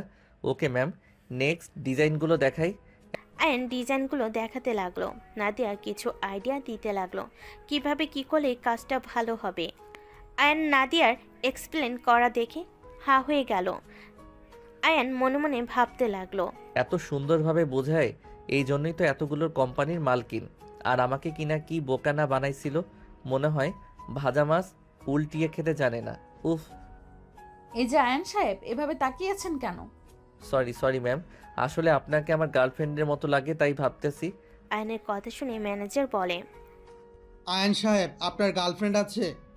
আর এসব কি বলছেন? নিজের চাকরি হারাবেন নাকি? ম্যাম প্লিজ, ওনার কথায় কিছু মনে করবেন না, চলেন এখান থেকে। আয়ন বলে ওঠে, সরি বস, আমাকে ঢাকা যেতে হবে। আমার আম্মু একা গেছে, আমাকে যেতে বলছে। আজকে অসুস্থ হয়ে হসপিটালে ছিল, তাই রিস্ক নিতে চাচ্ছি না। অফিসে আসতে লেট হবে। আয়নের কথা শুনে বস বলে, সব ওকে তাড়াতাড়ি আসার চেষ্টা করেন। আর ম্যামও তো ঢাকা যাবে। একটাই কাজ করেন, আপনি ম্যামের সাথে ট্রেনে যান, তাহলে বাচ্চাটা নিয়ে কিছুটা সুবিধা হবে। আপনি ম্যামের খেয়াল রাখেন, আর এইসব ফালতু কথা যেন বলেন না। Okay sir. চলে গেল। আয়ন রুমে থাকলো। আয়ন নাদিয়াকে বলল, বাসায় যাবে? আমি আপনার বস, আপনি আমাকে তুমি কোন হিসেবে বলেন? আপনার নাদিয়া, তোমাকে ছাড়া আমি ভালো নাই। ব্যবহার কিন্তু খারাপ হয়ে যাচ্ছে। নাদিয়া, আমাকে কি ক্ষমা করা যায় না? আমাদের মেয়ের মুখের দিকে তাকিয়ে আমাকে ক্ষমা করে দাও না। আমি আপনাকে আর ভালোবাসি না, আপনাকে আমি ঘৃণা করি। আমাকে ঘৃণা করলে তোমার অফিসে আমাকে জব কেন দিয়েছো? সবার সামনে এত কিছু বলার পর কেন চুপ করেছিলে? আমি জানতাম না তাই জবে নিয়েছি। মিথ্যা বলা বন্ধ করো। তুমি জেনে শুনে আমাকে জব দিয়েছো। অনেক জায়গায় তো রিজেক্ট হয়েছি, তোমার এখানে কেন সিলেক্ট হইলাম? তুমি সাহায্য না করলে জীবনেও চান্স পেতাম না। সব জায়গায় লাখখানি টাকা ছাড়া চাকরি হয় না। আমার কোম্পানি দুর্নীতি হয় না। যার স্কিল ভালো সব দিকে, ঠিক তাকেই চাকরি দেওয়া হয়। মিথ্যা বলো না। নিজের যোগ্যতার ভেতরে থাকেন। নাদিয়া কথাগুলো বলে ওয়াশরুমে চলে গেল। আয়ান আয়রার কাছে গিয়ে খেলতে লাগলো। আয়রা আয়নের বুকের উপর উঠে বসে আছে। আয়ন আয়রাকে হাসাতে লাগলো। আয়রা আয়নের অঙ্গি ভঙ্গি দেখে খিলখিল করে হাসতে লাগলো। নাদিয়া ওয়াশরুম থেকে বের হয়ে বাবা মেয়ের হাসাহাসি করতে দেখে ঠোঁটে হাসি ফুটে উঠল। আয়নের ফোন বেজে উঠলে আয়ন ফোন বের করে দেখে নাদিয়া তাকিয়ে আছে। নাদিয়ার সাথে সাথে চোখ সরিয়ে নিল। আয়ন কল রিসিভ করতেই ওপাশ থেকে ওর আম্মু বলে, আয়ান তুই কি বের হয়েছিস? না হব, বাট এত তাড়া দিচ্ছ কেন? কি হয়েছে শুনি? আয়ান আমার নাতনি বৌমা আসবে।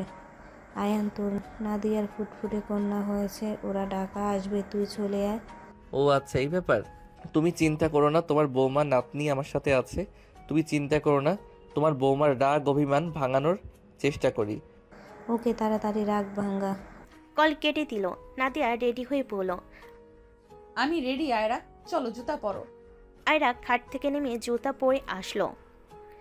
আয়ন জুতার ফিতা লাগিয়ে দিল। আয়ন বলে ওঠে, তুমি কি আমার মেয়েকে দিয়ে সব করিয়ে দাও নাকি? নিজের কাজ নিজে করতে পছন্দ করে। আমার পেটে হইলে কি হবে? সব বাপের খ্যান পেয়েছে। তাই নাকি? আম্মু তুমি আমার মতো হয়েছো। আয়রাকে কোলে নিল। লাগেজ নিয়ে যেতে লাগলো। হোটেল থেকে বের হয়ে ওদের গাড়িতে বসিয়ে দিয়ে বলল, তোমরা হোটেলে যাও, আমি বাইক বাসায় রেখে আসছি। ট্রেন ছাড়তে এখনো 20 মিনিট লাগবে। আয়ন কথাটা বলে চলে গেল। বাসায় বাইক রেখে এসে রেডি হয়ে বাসা থেকে বের হয়ে সোজা স্টেশনে গেল। তিনজন ট্রেনে উঠে পড়ল। আয়ন সারা রাস্তায় আয়রার সাথে মজা করতে করতে ঢাকায় পৌঁছে গেল। স্টেশন থেকে নেমে গাড়ি আসলে তিনজন উঠে পড়ল। আয়ন ওর আম্মুকে কল দিয়ে জেনে নিল কোথায় আছে। আর নাদিয়ার বাসার ভিতরে নেমে আয়রাকে কোলে নিয়ে লাগেজ নিয়ে ভিতরে যেতে লাগলো। আয়ন ভিতরে গেলে নাদিয়ার ফুপিকে দেখে চমকে গেল। আয়নের বুকটা কেঁপে ওঠে। আয়ন আয়রাকে নামিয়ে দিয়ে দৌড়ে গিয়ে নাদিয়ার ফুপির সামনে হাত উগড়ে বসে বলল, আপনার কি হয়েছে? আপনার শরীরে এত দাগ কেন? ফুপি, তোমার শরীরের এই অবস্থা কেন? চোখে রক্ত জমে গেছে। এইসব রাফি করেছে। ওর আব্বু আম্মুকে 3 দিন আগে মেরে ঘর থেকে বের করে দিয়েছে। ফালতু একটা ছেলে। আয়নরাকে হাত মুঠো করে ফেল। আয়ন রেগে বলল, ওর এত বড় সাহস, আপনার গায়ে হাত তুলেছে। আমি ওকে খুন করে ফেলবো। ওই এখন কোথায় আছে? আঙ্কেল, আপনার ছেলে কোথায়? আমি এখানে, কি করবি তুই? আর তোমরা এখানে এসে আমার নামে বদনাম করা শুরু করছো, তাই না? আয়ন রেগে রাফির কাছে দৌড়ে গিয়ে মুখে সজোরে ঘুষি মারল। রাফি উঠে আয়নকে মারতে যাবে। আয়ন মাথা দিয়ে ওর মাথায় বাড়ি মারল। আয়ন লাথি মেরে ফেলে দিল। আয়ন বলে ওঠে, তুই ওনার চোখেও মারছস তাই না? হাতে পায়ে মারছস তাই না? রাফি রেগে বলে ওঠে, আমার মা বাবা আমি কি করব না করব সেটা আমার একান্ত ব্যাপার। তুই আমাদের মাঝে কেন আসছিস বুঝতে পারলাম না। এমন ব্যবহার করছস মনে হয় তোর মাকে মারছি। আয়ন রেগে মুখে সজোরে ঘুষি মেরে বলল, হ্যাঁ, ঠিক ধরছস। তোর কোনো অধিকার নাই আমার মায়ের গায়ে হাত তোলার। আয়নের কথা শুনে সবাই অবাক হয়ে গেল। আয়ন রাফির চোখে ঘুষি মারতে যাবে। নাদিয়ার ফুপি নাদিয়ার আব্বু দৌড়ে এসে আয়নকে ধরে। আয়ন বলে ওঠে, আমাকে ছাড়েন, ওই আমার মায়ের চোখে ঘুষি মারছে। আমি ওর চোখ খুলে ফেলবো। যে মা বাবা তোকে এত আদর ভালোবাসা দিল আর তুই তাদের গায়ে হাত তুলোস, আমি তোকে মেরে ফেলবো। তোর কিসের মারে? উনি আমার সৎ মা, তোর না। তোর মা তো ওই যে। আয়ান, এইসব কি বলছিস? আয়ান, ওদের মাঝে তুই কেন যাচ্ছিস? ওদের মা বাবা ছেলের ব্যাপার, তুই কেন রেগে যাচ্ছিস? আর থাম, আয়রা ভয় পাচ্ছে কিন্তু। আর নিজেকে ছাড়িয়ে নিয়ে কান্না করতে করতে বলল, আই এম সরি, আমি ভুলে গেছিলাম, সরি। আয়ন কান্না করতে লাগলো। আয়নকে নাদিয়ার ফুপি পিছন থেকে জড়িয়ে ধরে কান্না করতে করতে বলল, আমি যে তোর মা তুই নিজেই বলে দিলি। আয়ান, আমাকে ক্ষমা করে দে না বাপ। আপনি আমার মা না, আপনাকে আমি ঘৃণা করি। আমি আপনাকে মা হিসেবে মানি না। আমাকে যদি ঘৃণা করিস তাহলে কেন তুই আমার এই অবস্থা দেখে সহ্য করতে পারলি না? তুই নিজের মুখেই বললি যে আমি তোর মা। আমাকে মেরেছে জন্য তুই রাফিকে মারলি। তুই আমাকে ভালোবাসিস। আয়ান, আমার কথাগুলো শোন। রাইসার মার মতো করলে তোর আজ রাইসার মতো হইতো। সেখানে তোদের ভালোর জন্য আমাকে তোদের ছেড়ে যেতে হয়েছে। আমার উপায় ছিল না। তাহলে উনি তোর আম্মু, আমাকে একবার বলার প্রয়োজন করস নাই? তোকে সেই দিন জিজ্ঞেস করেছিলাম। আই এম সরি আম্মু, আমি চাই না তুমি কষ্ট পাও। তুমি অনেক জেলাসি। তুমি যদি জানতে তাহলে আমাকে ভুল বুঝতে, নিজে অনেক কষ্ট পেতে, আর ভাবতে আমি তো সৎ মা, নিজের মায়ের কাছে তো যাবে। উল্টাপাল্টা চিন্তা করে নিজেকে কষ্ট দিতে, আর ওনাকে আমি মা হিসেবে মানি না। অনেক বড় হয়ে গেছস অনেক আগেই, তাহলে আমি তোকে এখনো ছোট ভেবে এসেছি। আম্মু, ভুল বুঝো না। ভুল কেন বুঝবো? Nadia, I am sorry. আমি ওনার উপরে রাগ তোমার উপর খাটিয়েছি। আমি ভেবেছিলাম তুমিও ওনার মতো আমাকে ছেড়ে যাবে, কারণ তোমাদের ফ্যামিলির মানুষজন এমন খালি ছেড়ে যাবে অভিনয় করার ভিতরে সেরা। বাহ, তোমার কত সুন্দর চিন্তা ভাবনা। তোমার এই সুন্দর চিন্তা ভাবনার জন্য 7টা বছর আমাকে কতটা কষ্টের সাথে লড়াই করতে হয়েছে। ভালো করেছো। আসলে আমরা সবাইকে ছেড়ে চলে যাই। তোমরা তো ভালো মানুষ। তুমি একটু ভেবে দেখো তো ফুপি, তোমার আর তোমার মাঝে কোনো পার্থক্য আছে কিনা?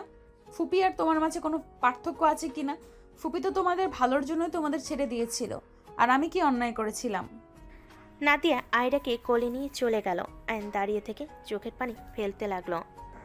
শোন, নাদিয়াকে অনেক কষ্ট দিয়েছস। মেয়েটাকে মানানোর চেষ্টা কর। আর রাফি, তোমাকে আর ওনাদের বাড়ি থেকে বের করে দিতে হবে না। তাদের ছেলে এখন ইনকাম করতে শিখে গেছে। তার 2টা মা আর একজন বাবাকে পালতে সমস্যা হবে না। শোনো আয়ান, ও আমার সৎ সন্তান। আয়ানের সাথে কত অন্যায় করছে, তাও কখনো আমাকে কষ্ট দিয়ে কথা বলে নাই। একদিন শুধু বলেছিলাম, টাকা নিয়েছিলাম ও শ্বশুর বাড়ি থেকে। এরপরে 7 বছর আমার সামনে গলা উঁচিয়ে কথা বলে নাই, কারণ আমার বয়স বেড়েছে। আমি যদি কষ্ট পাই, এটাই হলো আমার সন্তান, বুঝলে? আয়নের আম্মুর কথা শুনে রাফি মাথা নিচু করে ফেলল। আর এইদিকে আয়ন দৌড়ে নাদিয়ার রুমে চলে গেল। নাদিকে পিছন থেকে জড়িয়ে ধরে কান্না করতে করতে বলল, আমার ভুল হয়ে গেছে, আমাকে ক্ষমা করে দাও। আমি আর জীবনে এমন ভুল করব না। যত যাই হয়ে যাক, আমি তোমার হাত কোনোদিন ছেড়ে দিব না।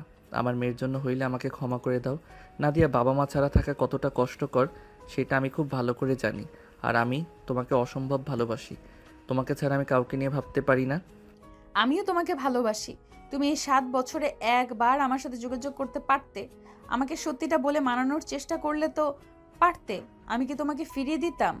আমি ভেবেছিলাম তুমি লন্ডন হইতে বিয়ে করে নিয়েছো।